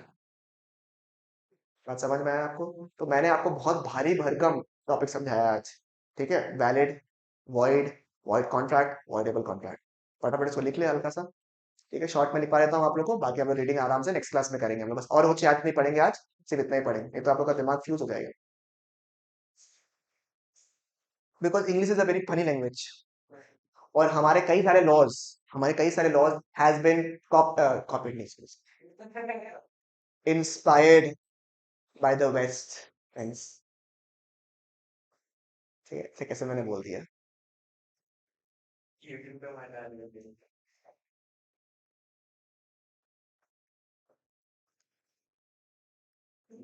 लिखाओ, सब तैयार हो? लिखो, types of contract, types of contract. ठीक है, वैसे तो मैंने कॉन्ट्रैक्ट लिखा है यहाँ पे, बट मैं आपको अग्रीमेंट भी यहाँ लिखवा देता हूँ। ठीक है, टाइप्स ऑफ कॉन्ट्रैक्ट। ठीक है, टाइप्स ऑफ कॉन्ट्रैक्ट लिखा आपने, सुपर शुरू में ऊपर वाला हेडिंग लिखा। सबसे पहले on the basis of validity, on the basis of validity, on the basis of validity. Number one क्या लिखोगे? नंबर वन क्या लिखोगे? Valid contract. नंबर वन क्या लिखोगे? वैलिड कॉन्ट्रैक्ट लिखिएगा।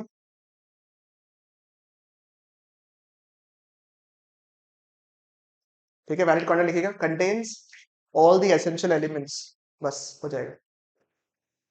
Contains all the essential elements, bracket में section number 10 में सकते हो। Contains all the essential elements,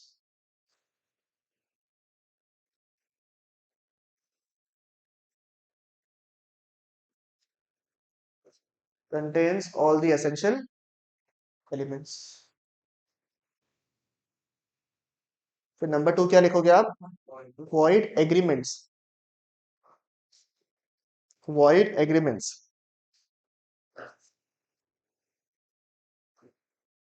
लिखोगे void agreements। उस पे क्या लिखोगे आप?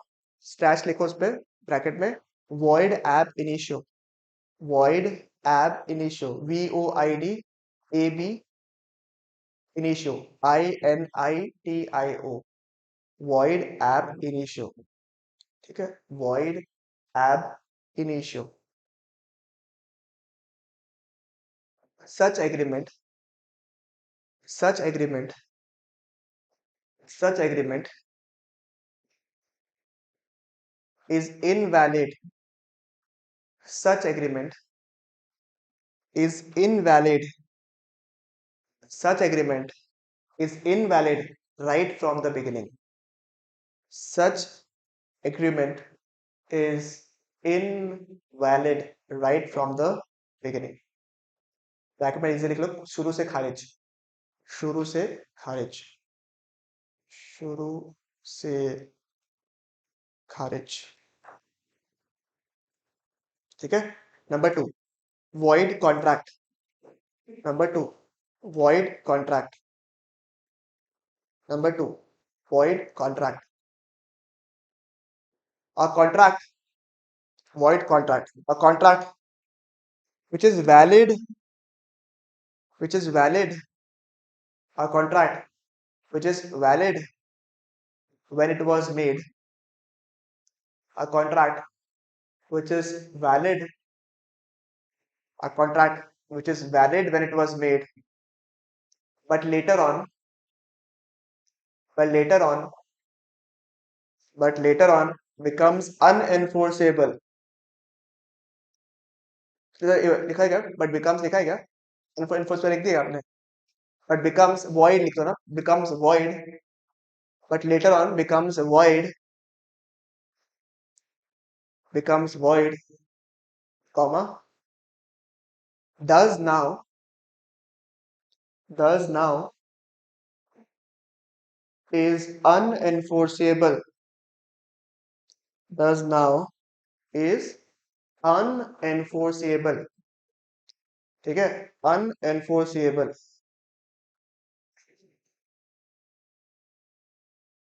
ठीक है, is unenforceable, UNENFORCEABLE, FORCEABLE। ठीक है। Number next last point, void able contract.